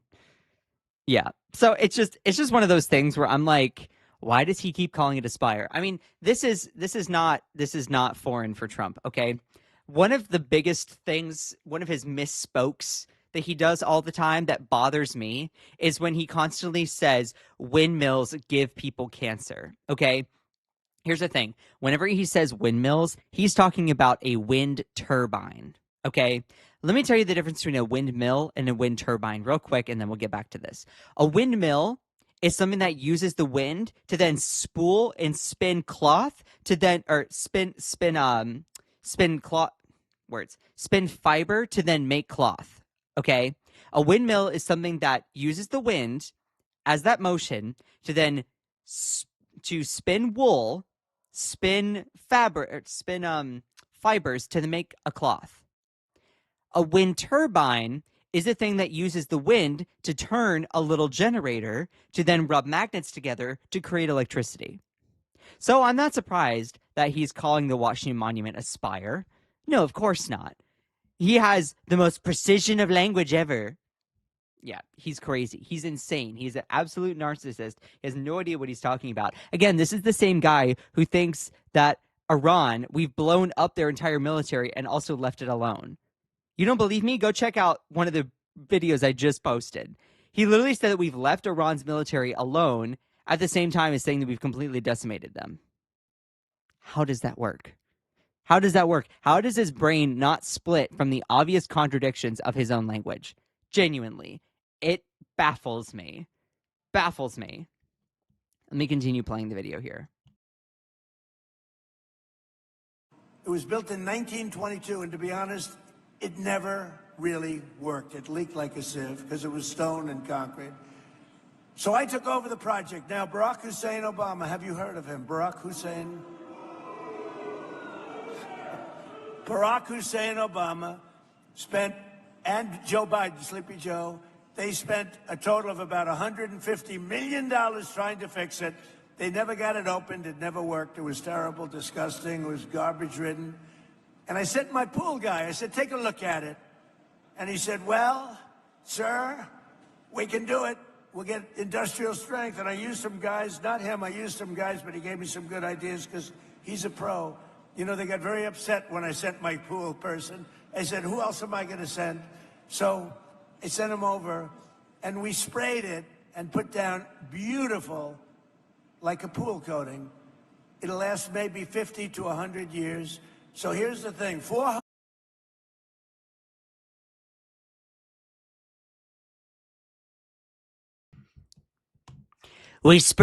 We put down like a pool coating. Yeah, dude, that's what you would do to a pool. Put down a pool coating. Why does he say we put down like a pool coating? What?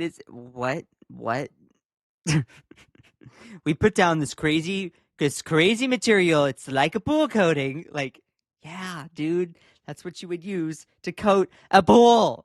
God, he's such like, and again, this is all during a time when he's supposed to be talking about improving the lives of American farmers.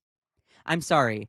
Again, how does talking about the Lincoln reflecting pool and your weird vanity renovations impact and benefit the lives of farmers? How does talking about the Lincoln reflecting pool lower the price of oil so that American farmers can then have access to that oil for their production? How does talking about the Lincoln reflecting pool eliminate tariffs to then help American farmers that are struggling because they can't sell their crop because of tariffs? How in the world is ranting about renovating DC in your vanity projects tangibly improve the lives of farmers? It doesn't. Yet, because there's all these robot MAGA cultists in the audience, they lap it up. They lap it up. It's crazy. It's crazy. I have no words. No words anymore.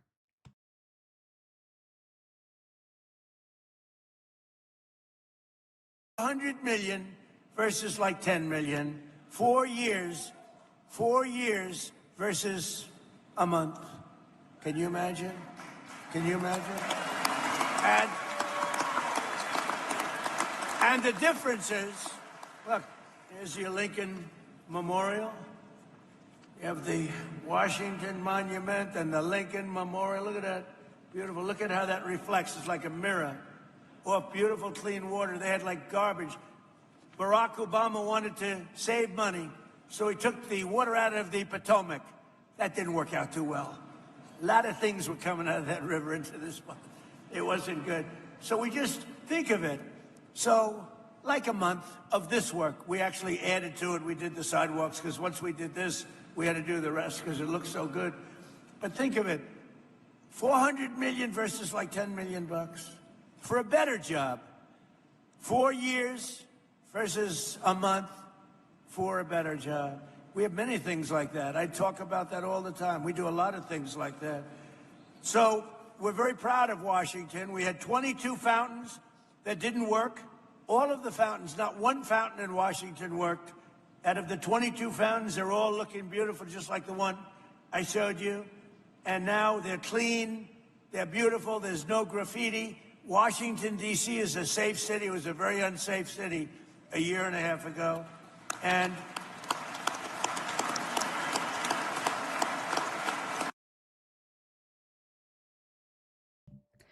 I've had enough with that. I've had enough with that story.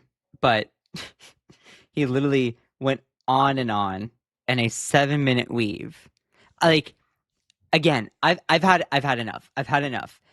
The fact that people normalize a president going on and on about vanity projects in DC instead of anything that tangibly impacts and benefits their lives as American farmers, it just disgusts me. It disgusts me. Like, how do people accept this as normal, as acceptable?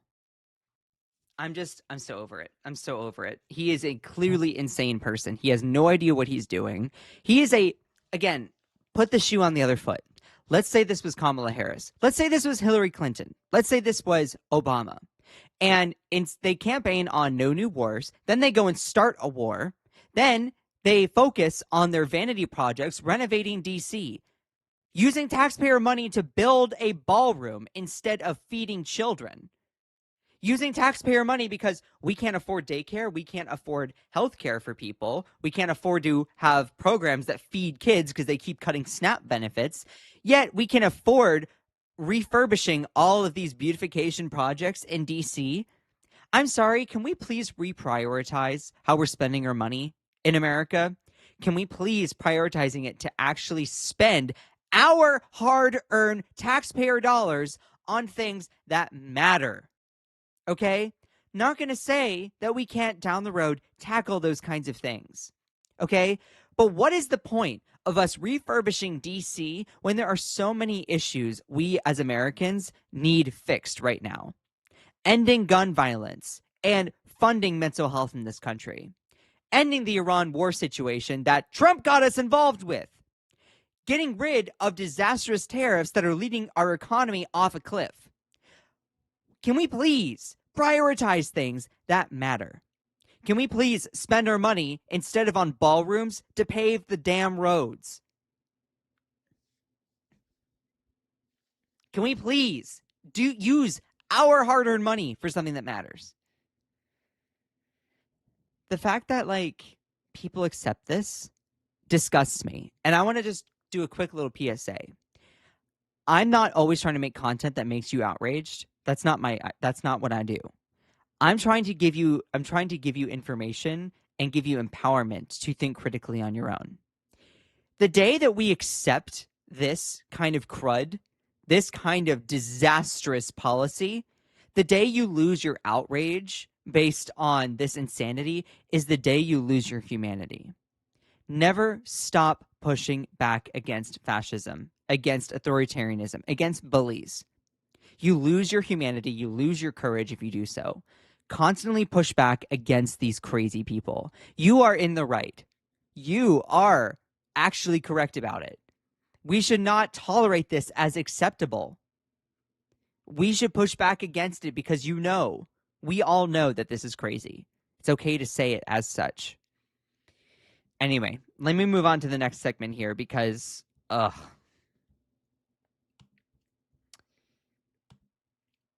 I'm going to close out of all of that.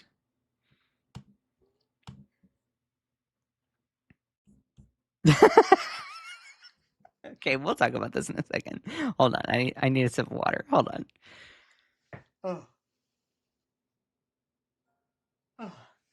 I need a sip of water. Give me a second.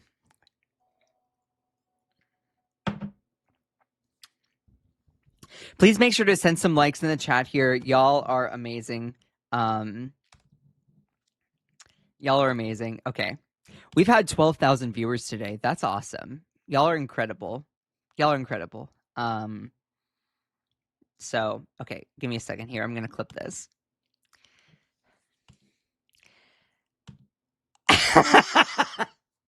Trump is such a narcissistic, inept, tantrum toddler. And he's such an egomaniac that he posts on his own Truth Social thanking himself. What the actual F? What are you doing? What is this kind of vitriol crazy crud? Trump thanks himself in Screed on his DC building projects. He's thanking himself. So this actually begs the question. Does Donald Trump have someone else that posts on his Truth Social? Or was this a staffer saying, thank you, President Trump, for doing this? Or is he genuinely crazy to the point where he's saying, thank you, Trump, but he's typing it? Like, somehow Trump is a third person. Is Donald Trump suffering from a constant state of being like in a Dr. Jekyll, Mr. Hyde situation, but he's only Mr. Hyde? Like, I don't even know. President Donald Trump thanked himself outright in a Truth Social screed about his building projects while declaring, quote, the best is yet to come. Trump has been doing victory laps over the Lincoln Memorial reflecting pool, which was sealed with a substance in the color of American flag blue and refilled with water this week. Trump post included a photo of Interior Secretary Doug Burgum inspecting the sealant before the water flowed. All work is complete. Great American patriots, primarily from the great state of Oklahoma, plus Doug Burgum, Secretary of the Interior, inspecting the very complex but powerful dark blue surface of the reflecting pool prior to submerging in clean, beautiful water. It originally opened in 1922, but never functioned properly. Now it does. Now it does. Trump then thanked himself for a job well done and listed off his other building projects. Thank you, President Trump. It's so weird. What are you doing? Thank you to the Department of the Interior, and the best is yet to come with a Trump promenade. Yeah, he wants to build a Trump promenade. I'm sorry, can we use some of that money to actually do things that matter? Can we prioritize spending money, the American people's money, on things that are not just monuments to Trump? He wants to build an Arc de Trump. He wants to build a Trump promenade. He's been retrofitting the Lincoln Memorial Pool. He's using American taxpayer dollars in the tune of $1 billion to retrofit and build. He bulldozed the East Wing to build a ballroom, the Epstein Ballroom. And, like, can we please use some of that money that is our money as American citizens to then benefit American people? I'm sorry, how does retrofitting a reflecting pool lower the price of prescription drugs? It doesn't. How does retrofitting and building a ballroom, the Epstein Ballroom, tackle gun violence? End gun violence and actually fund mental health? How does retrofitting and building gold statues of horses, retrofitting those statues, how does that then promote affordable housing? How does building a Trump promenade then end the Iran war? It doesn't. None of it does that. If this was Hillary Clinton, if this was Barack Obama, if this was Kamala Harris that made a promise about no new wars and then gets us into a war, and instead of doing something to end that war, goes on vanity projects and builds endless amounts of crud using our money, you would say that's insane. Rightfully so. Trump does it and people accept it. Like, oh, he's amazing. He's fantastic. America is so great. The inept lack of critical thinking coming from MAGA is crazy to me. We as Americans don't need to accept this. No, when you're in a position of power, when you're in a position of leadership, your priority should be public service. This isn't public service. This is public promotion. That's what Trump does. He puts his name on everything, pretends that he's not a narcissist, scams people out of things, and uses the office to personally benefit and profit. And he uses MAGA as a convenient fool in order to do so. It is crazy. And yet people just accept this like, oh, I guess this is where we are as America. We don't have to accept this. We don't have to then say, oh, this is inevitable. Trump's going to use the office to personally benefit himself. No! We as Americans deserve leadership that cares about our interests, our priorities, things that benefit us. Yet, all of a sudden, we decided to throw away democracy to then coddle the balls of a rich, whiny billionaire who posts on his own Truth Social, thanking himself like a crazy, inept fool. Like, what are we doing? What are we doing? Anyway, let me go on here before I have a full-on aneurysm. During a meeting with Wisconsin farmers on Friday, Trump also bragged about the Reflecting Pool project, which was handed over to a no-bid contract to a Virginia firm that later raised the price from $1.8 million to $13.1 million. Trump still claimed he was getting a deal. Yeah. So it would have cost $400 million to fix it, and it would have taken over 4 years. I don't know what is the truth on that. I don't even know, but my speculation is 99% of the time when Trump opens his mouth, it's a lie. Okay. Nevertheless, Trump said there will be a blue coating that will last 40 to 50 years. There will be no leaks. Unlike my vice president leaking to the press all these things because, JD and I are not the best of friends right now. There will be no leaks. There will be no anything. If that happens, the pool's newly waterproof blue floor could again be invisible under a layer of green murk. Is he trying to say muck, but he can't say muck, so he says murk? Girl, it's just stupid. It's stupid. And the fact that, he posts on his own Truth Social thanking himself. Look at this. He says in here, thank you, President Donald J. Trump. President Trump, thank you. What is going on here? Thank you, President Trump. Thank you, Department of the Interior. Wait, what? he's insane. He is insane. This country has gone off the rails, lost its marbles. Yeah. He's not getting a deal. He's getting a kickback. Yeah. No, seriously. And here's the thing. Here's the thing with it. Here's the thing. I'm not saying that we as America should not do these projects. I'm not saying that. But here's the thing. When your house is on fire, when there are way more important issues to tackle, when we, as the United States, are the Titanic and we've hit the iceberg, what's the point of rearranging chairs on the deck if we have bigger problems, okay? What's the point of us tackling seating assignments on the Titanic if our ship is already sinking? America is a Titanic that has hit the iceberg. Donald Trump's complete failure of leadership has led our country into so many different crises. He botched the pandemic. That was awful. And now he put on these retaliatory tariffs, crippling our economy. He led us into this Iran war situation, which isn't benefiting America whatsoever. Trump has been letting our ship hit iceberg over iceberg after iceberg after iceberg. What's the point of rearranging the chairs on the Titanic, trying to figure out seating assignments when we have other pressing issues? So, sure, retrofitting and beautification of Washington monuments of different, places in DC, the Lincoln Reflecting Pool. I'm not going to say that you can't do that. No. But can we prioritize? What's the point?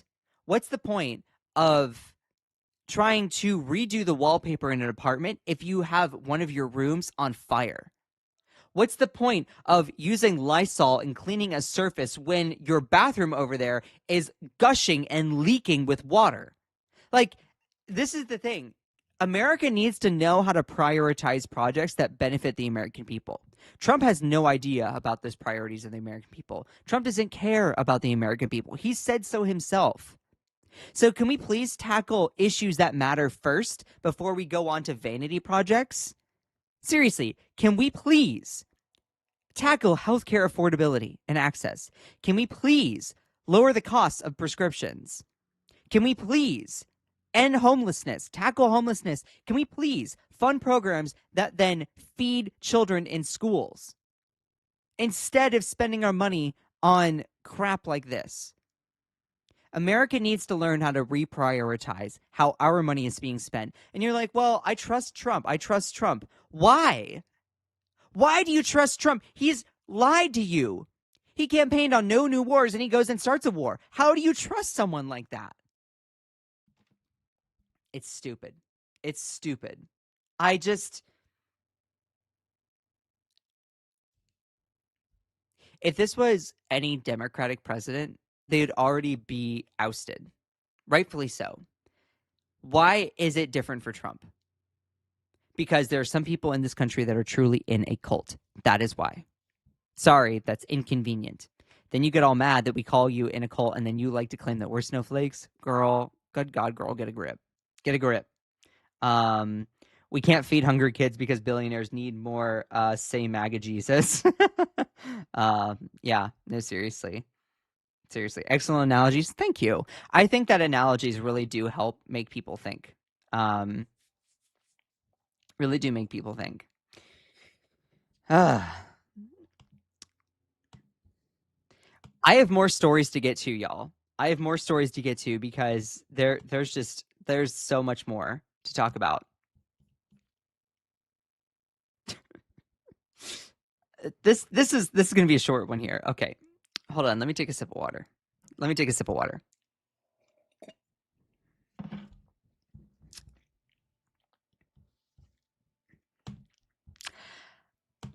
Okay, I have been covering endlessly all the insanity that Trump said over the weekend in that interview with Kristen Welker, in where he stormed out because she asked him just genuine, standard softball, lowball questions. And he storms out like a petulant little toddler having a tantrum. I've also covered all the other things that I can't English. Hold on. I've also previously covered some of the stuff about him going on ranting about vanity projects in the Lincoln Reflecting Pool and covering statues of gold and all that crud. Okay, this is another thing. At an American conference for farmers, he went on a 7-minute weave talking about all the vanity projects retrofitting DC in a beautiful golden statues, reflecting pools, all that crud. I'm sorry, can we as Americans actually get bang for our buck and have our money used to then help people instead of vanity projects to then feed your ego? Can we please use our money, our taxpayer dollars, instead of building a $1 billion ballroom to feed hungry kids in schools with free school lunch, free school breakfast? Can we please use our money to tackle homelessness programs? Can we please use our money to lower the cost of prescriptions? Can we use our money to then actually affect and can we please tax the rich? Like, what are we doing? What are we doing? To all the people who are like, we're making America great. How? Failed promises where you enter into a war and then despite campaigning on no new wars, then you say that it's boring. You say it's boring to negotiate peace. Literally, that happened. Go check out my latest videos. It's crazy. Now, I've been covering all of that insanity. And now, this is another moment that just gets passed over. This is crazy, okay? Trump says, I'm never giving back words. Trump says, I'm never giving this back. Okay, hold on. I'm sorry. This is crazy. Trump says, I'm never giving this back after receiving medal from Olympic athlete. Now, question in the chat and also on the video here. Do you think that Donald Trump truly will give it back? I don't know. President Donald Trump accepted a gold medal given to him by U.S. speed skater Jordan Stoltz on Friday. Do you think Trump's going to give it back? I don't know. Trump was in Chippewa Falls, Wisconsin, for a roundtable with area farmers, along with Derek Van Orden, a Republican of Wisconsin, who trails his Democratic challenger in the polls. Trump spent part of his morning railing against the stock market as the S&P and NASDAQ had their worst day of the year, despite a far better than expected jobs report. I'm wondering if Trump somehow fudged that jobs report. I mean, he fired, one of the people who was in charge of doing that, so put in one of his lackeys. Anyway, speaking at the roundtable, Trump recognized Stoltz, a Wisconsin native and two-time Olympic gold medalist. And finally, two-time gold medal winner is speed skating at this year's Winter Olympics, Jordan Stoltz. Where the hell is he? The crowd then chanted, USA, USA. Stoltz walked up to Trump, who then stood to greet him. The two shook hands. Stoltz placed a medal around Trump's neck. What a petulant little entitled toddler. Genuinely. Like, this is just so sad. It's giving 5-year-old who is demanding to get a participation trophy. The president turned to the crowd and said, I'm keeping it, Jordan. I'm not giving it back. I'm a very good guy for keeping gold. What? I like gold. I'm never giving this back. Congratulations. And then Trump then commented on Stoltz's physique. I forgot to touch his leg. What? I forgot to touch his leg. I didn't want to do that, but I can tell you one thing. His leg is like a rock. Is Trump... What is he trying to say? Is Trump bisexual? He's definitely not gay because he talks about women all the time. But, is Trump... Doesn't he have a crush? He's like, ooh, this leg looks delicious. It looks delicious. Yum, yummy in my tummy. Wow, that's big stuff. That's big stuff. At the end of the roundtable, Trump then returned the medal to Stoltz. Okay, so he did. Trump has occasionally commented on the figures of some men that he has met. During the roundtable, he referred to NFL offensive lineman Joe Thomas as a good-looking man. Okay, you could admit, let's be extra fair. You can admit someone's a good-looking man and not be gay, okay? Or not be LGBTQ. So I think that he's probably just doing that. Last month at a rally in New York, Trump was introduced by Giants quarterback Jackson Dart, who Trump said has legs like tree trunks. Days later, he told Fox that he wished he looked like the beautiful football player. But I thought Trump was the most exquisite, beautiful, incredible, outstanding, never looked any better person in the world. 2 days before the New York rally, Trump spoke to graduates of the U.S. Coast Guard and marveled at the physical fitness record of one of them. Wow, this guy must be something. Congratulations to Thomas Roach. Please get up here. I want to see. I want to check him out.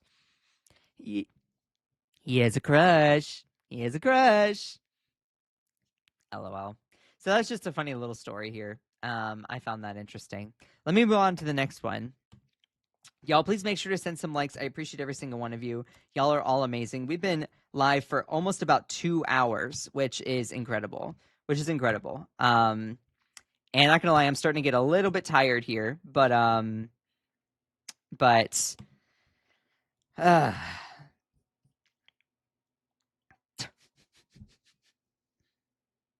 yeah, this is just Trump imagines Obama Library will be a giant dumpster surrounded by homeless tens. Yeah, this isn't even a story I want to get to because, like, this is just the same AI crud that he posts all the time. He's not a businessman, he's an interior decorator. That's funny. I want to get to a couple other stories here. Hold on. Okay. I want to talk about this real quick. I did a 16-hour stream for charity once. It wiped me out. Benny, I can imagine. LMAO, he was so jealous. Plus, all he cares about is his decorating. Yeah, 100%. He only cares about his decorating. He's bi. Trump might be bisexual. He definitely likes women. So for anyone who's like, Trump's gay, no, definitely not. He might be bi. Maybe. We'll see. So anyway, let's get on to this story here because this is incredible. Okay.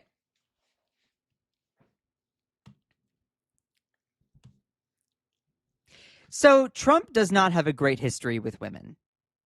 Period. Doesn't have a great history with women in relationships. He doesn't have a great history with women in regards to working for him. You know, Stormy Daniels was only the tip of the iceberg.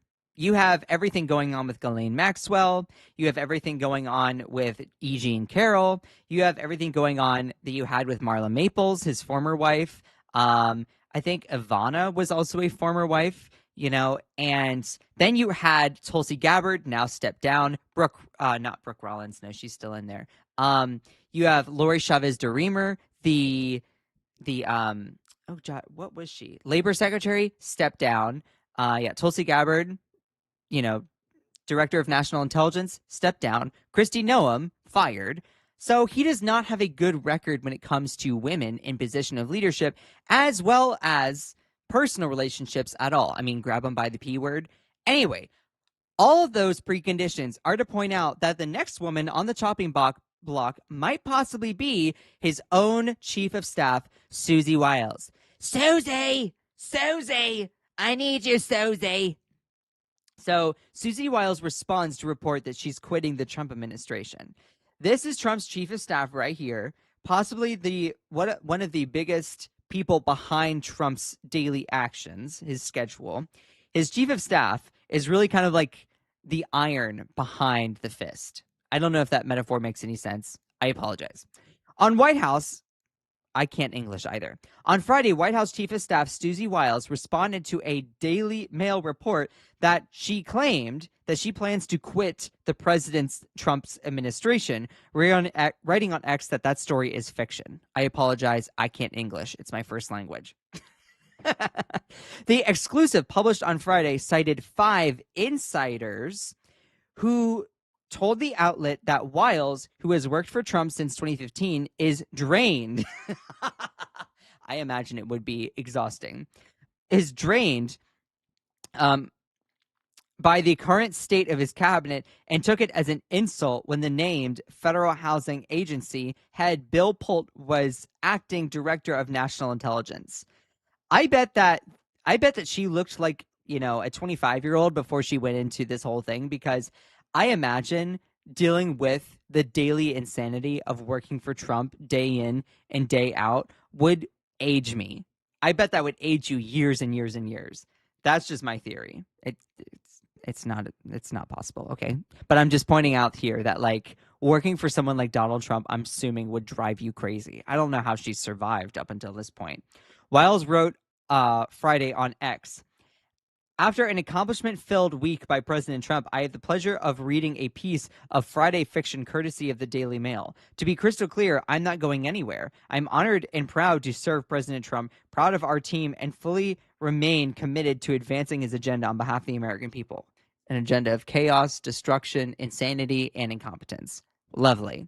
Love that. Some in the media have spent a decade trying to manufacture drama around President Trump. The media does not need to manufacture drama around President Trump. They report on the daily insanity that Trump causes. I'm sorry that you think that the media manufactures craziness around Trump. They don't. It's not the media's fault that they are reporting that Trump daily contradicts himself, even 20 seconds later. Again, recently in an interview with Laura Trump, his own, I almost said stepmother, his own daughter-in-law, Trump said that we, as the United States, have bombed and blew up Iran's military, and then also 20 seconds later said that we've left them alone. It's not the media's fault for manufacturing controversy or manufacturing drama when Donald Trump gives endless amounts of original content for that. That's not the media's fault. These people's bootlicking is insane. Okay, sorry that the media has the integrity to call a spade a spade. Do they do it perfectly? No. But it's not the media's fault for reporting what the insanity of your president, your boss, says on a daily basis. That rationalization is crazy. The denial there is wild. Some in the media have spent a decade trying to manufacture drama around President Trump. And the people who work for him. They were wrong then, and they are wrong now. See you on Monday. In March, Trump posted a Truth Social that Wiles was battling breast cancer. Yeah, so Susie Wiles, chief of staff, currently has been battling a breast cancer diagnosis, which, sucks. My heart goes out to her on that human level. Nevertheless, it seems very convenient. It would be convenient for her to then step out of this role. I mean, having to constantly bend over backwards to then rationalize insane wash Trump, I would say that's an exhausting job. So who knows? Susie Wiles might be on the chopping block next. Now, there's no evidence to say that she is. Apparently, there was some possible talk that after Federal Housing Finance Agency head Bill Pulte has been put in the place of Director of National Intelligence after Tulsi Gabbard is going to be stepping down, that might be something that Susie Wiles really disagrees with. Nevertheless, we'll need a little bit more information before I give that to you as absolute fact. Nevertheless, a lot of women that were a part of Trump's administration have stepped down. I even forgot Pam Bondi. That was the first one. So let me give you a running list. So you had Pam Bondi, Attorney General, no longer Attorney General. I don't know if she was fired or I'd have to remind myself, but she's no longer part of that. Lori Chavez DeRemer, the Labor Secretary, is already gone. You have, what's her face? Kristi Noem, former governor of South Dakota, part of the Director of National Security, gone. Director of National Intelligence, Tulsi Gabbard, gone. Maybe Susie Wiles. Like, all the women are dropping like flies from the cabinet.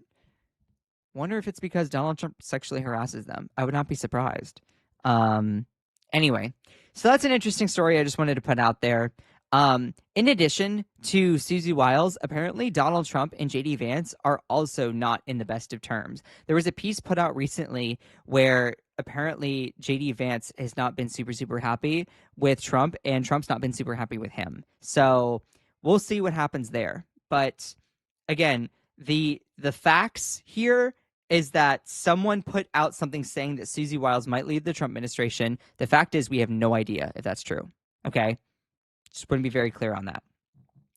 But also, the genuine facts is that Trump does not have a great history when it comes to women in positions of leadership, because you've already have 4 other women a part of his cabinet already gone. So it happens once, could be just one specific data point. Happens twice, 3 times, 4 times, it becomes a pattern. Anyway, let me move on to the next segment here because I want to. Oh my God. This is just so stupid. So stupid. Do we want to talk about Iran before we end the stream? Give like a brief little update about that? Okay. I'm gonna briefly talk about Iran, and then I'm going to end the stream here because your boy needs a break. Next, it's minorities in the cabinet. Yeah, honestly, I don't even know. I have to double check like who are the minorities in his cabinet. I guess Stephen Chung, who is the White House communications director, but I'm pretty sure that Trump is very happy with him. Scott Bessent could be on the chopping block because he's already worn out his welcome, constantly lying for the president, so he's taken all the heat on that. You mean how Iran is kicking our ASS? Yeah, like when you kick a hornet's nest, the hornets get to decide when it's over. Iran is a hornet's nest, and we've kicked it as the United States. So wish there was a way not to pay taxes until this orange idiot is out of office. Marco Rubio, I'm pretty sure, actually, to be fair, Trump is very, very happy with Marco Rubio, because Marco Rubio is just taking all the heat for him. But you know, maybe he could be next. Who knows? There's a reason. There's a reason why a lot of the same people who were in Trump 1.0 are not in Trump 2.0. You ever thought about that? All of the people that were in Donald Trump's cabinet, do we even want to check? Let's do something. Hold on. Donald Trump's cabinet list first term.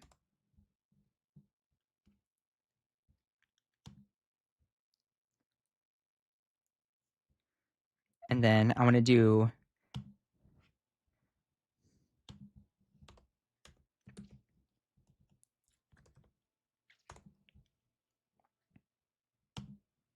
okay. I wonder if there's going to be a better link. Maybe I could just do. Yeah, this will be a little bit easier to read.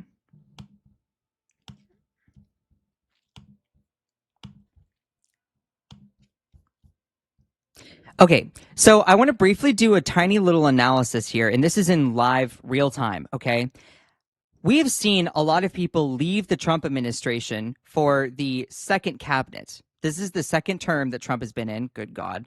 And I was just really recently asking myself, okay, how many people have left Trump cabinet since it started, this second term? And then how many people are actually repeats from the first term? And the reason I'm asking this question is, you know, there's a lot of speculation that Trump is not easy to work with. You would think that if you have a really, really good first term, that you would then also want those people in your second term. So in real time, I'm like, okay, let's look at the objective facts of who is in what position. Let me give you, before I read off who is in Donald Trump's first term cabinet and then second term cabinet, who has already left the Trump administration's second term cabinet, okay? Pam Bondi, Attorney General, already left or was ousted. I don't specifically remember. Everything with the Epstein files. Apparently, she then broke her cornea, which is a part of her eye. Yeah, probably looking at all those crazy things that Donald Trump did with little girls. Who knows? Anyway, nevertheless, Pam Bondi, gone, okay? Next was Lori Chavez DeRemer, gone, Labor Secretary. You have Kristi Noem, Department of Homeland Security Secretary, gone. Then you have Tulsi Gabbard, Director of National Intelligence, gone. And then you have now maybe Susie Wiles, Chief of Staff, could be teetering on the edge. So Trump does not have a great history when it comes to members of his cabinet. A lot of them step in and then step out because it gets too much. So let's look at a history of who is in Donald Trump's first cabinet and see if there are any repeats, okay? Actually, I'm going to look at the second cabinet first, and then I'll go to the first cabinet. So who do we currently have in positions of power, okay? Of course, we have Vice President J.D. Vance instead of Mike Pence. Okay, apparently Mike Pence went too crazy by pushing against Trump. I mean, people who stormed the Capitol literally wanted to hang Mike Pence because he didn't want to go along with Donald Trump's lies about a 2020 election. Secretary of State Marco Rubio. Okay, who was the Secretary of State in the first administration? There was Rex Tillerson and then Mike Pompeo. Question, why are they not the Secretary of State in Trump's second administration? It's almost as if Rex Tillerson and Mike Pompeo pushed back against Trump and his insanity, and he had to get a new person, Marco Rubio. Interesting. Secretary of the Treasury, Scott Bessent. Who was the Secretary of the Treasury under the first Trump administration? Steve Mnuchin. Why is Steve Mnuchin not, if Trump is so successful, has the best people, the most incredible people, why are we not seeing the first administration people also in the second administration? Genuinely asking. It's almost as if they've turned against him. All right, Secretary of Defense, Pete Hegseth. Of course, he has to get a failed Fox News commentator. He went through 3 different people: Jim Mattis, Mark Esper, and then Christopher C. Miller, who is the acting Secretary of Defense towards the later parts of the administration. He went through 3 different people of Department of Defense. That's wild. Okay.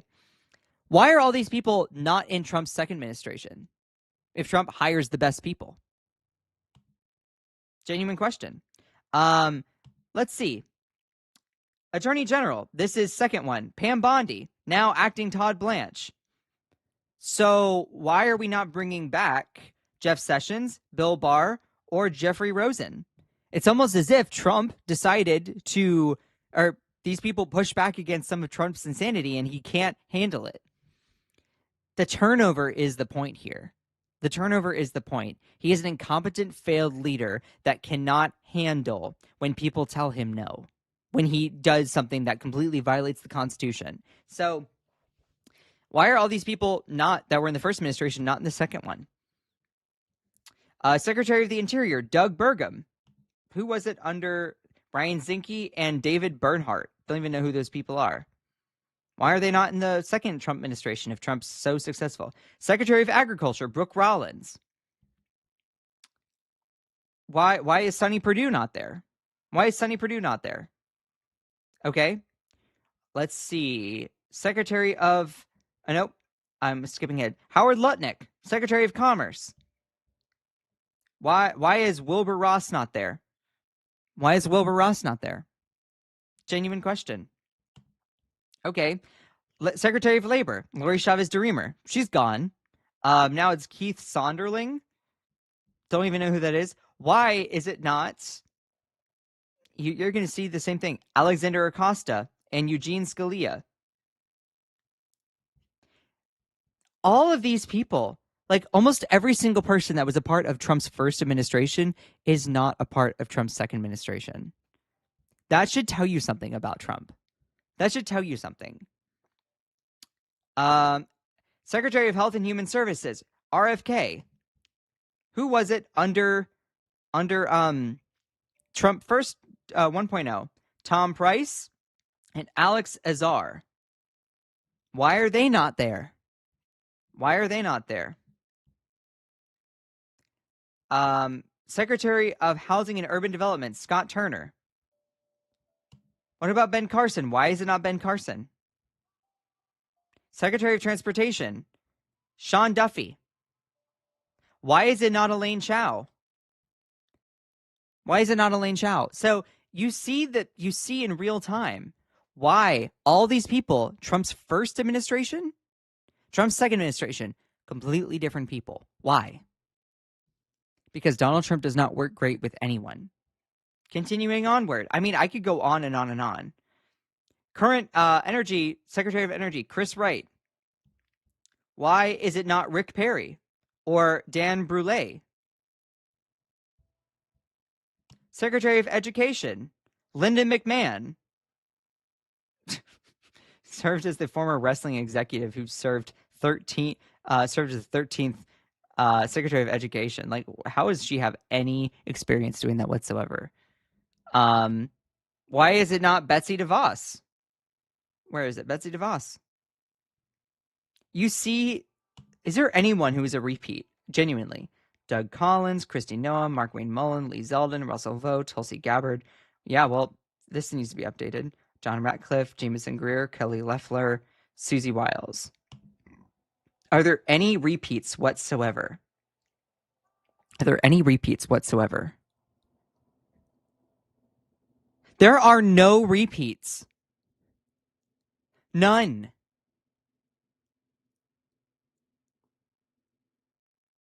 Director of National Intelligence, Don Ratcliffe. Wait a minute. There's one repeat. One. This guy, John Ratcliffe, is the one repeat. Oh, Linda McMahon. Okay. Nope, sorry, there's two. Two. Out of everyone. Okay, let me make this very clear. Out of everyone, a part of Trump 1.0 and Trump 2.0, from Trump's first cabinet to second cabinet, there's only two people who are repeats. That's crazy. That's crazy.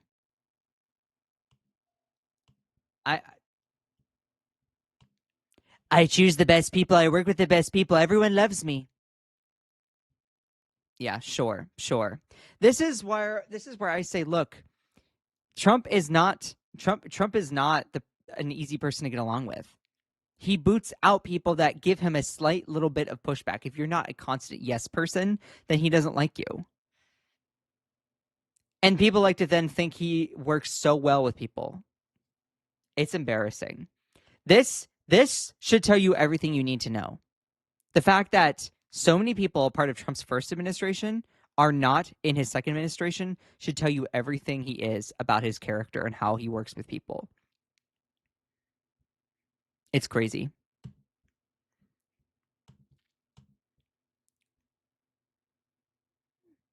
His own wife doesn't love him. Yeah, Melania won't even let Trump touch his hand.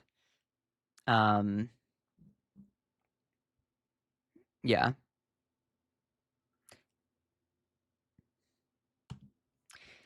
Anyway, thank you all for doing that little analysis with me. I think that I'm about to be done here. I'm not going to talk about Iran. I'll probably talk about Iran tomorrow.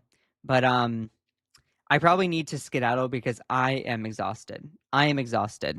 From going live. I've been live for about 2 hours and 20 minutes. So I appreciate every single one of you. Please make sure to go and check out my content. I've been posting more videos recently. Please go and check those out.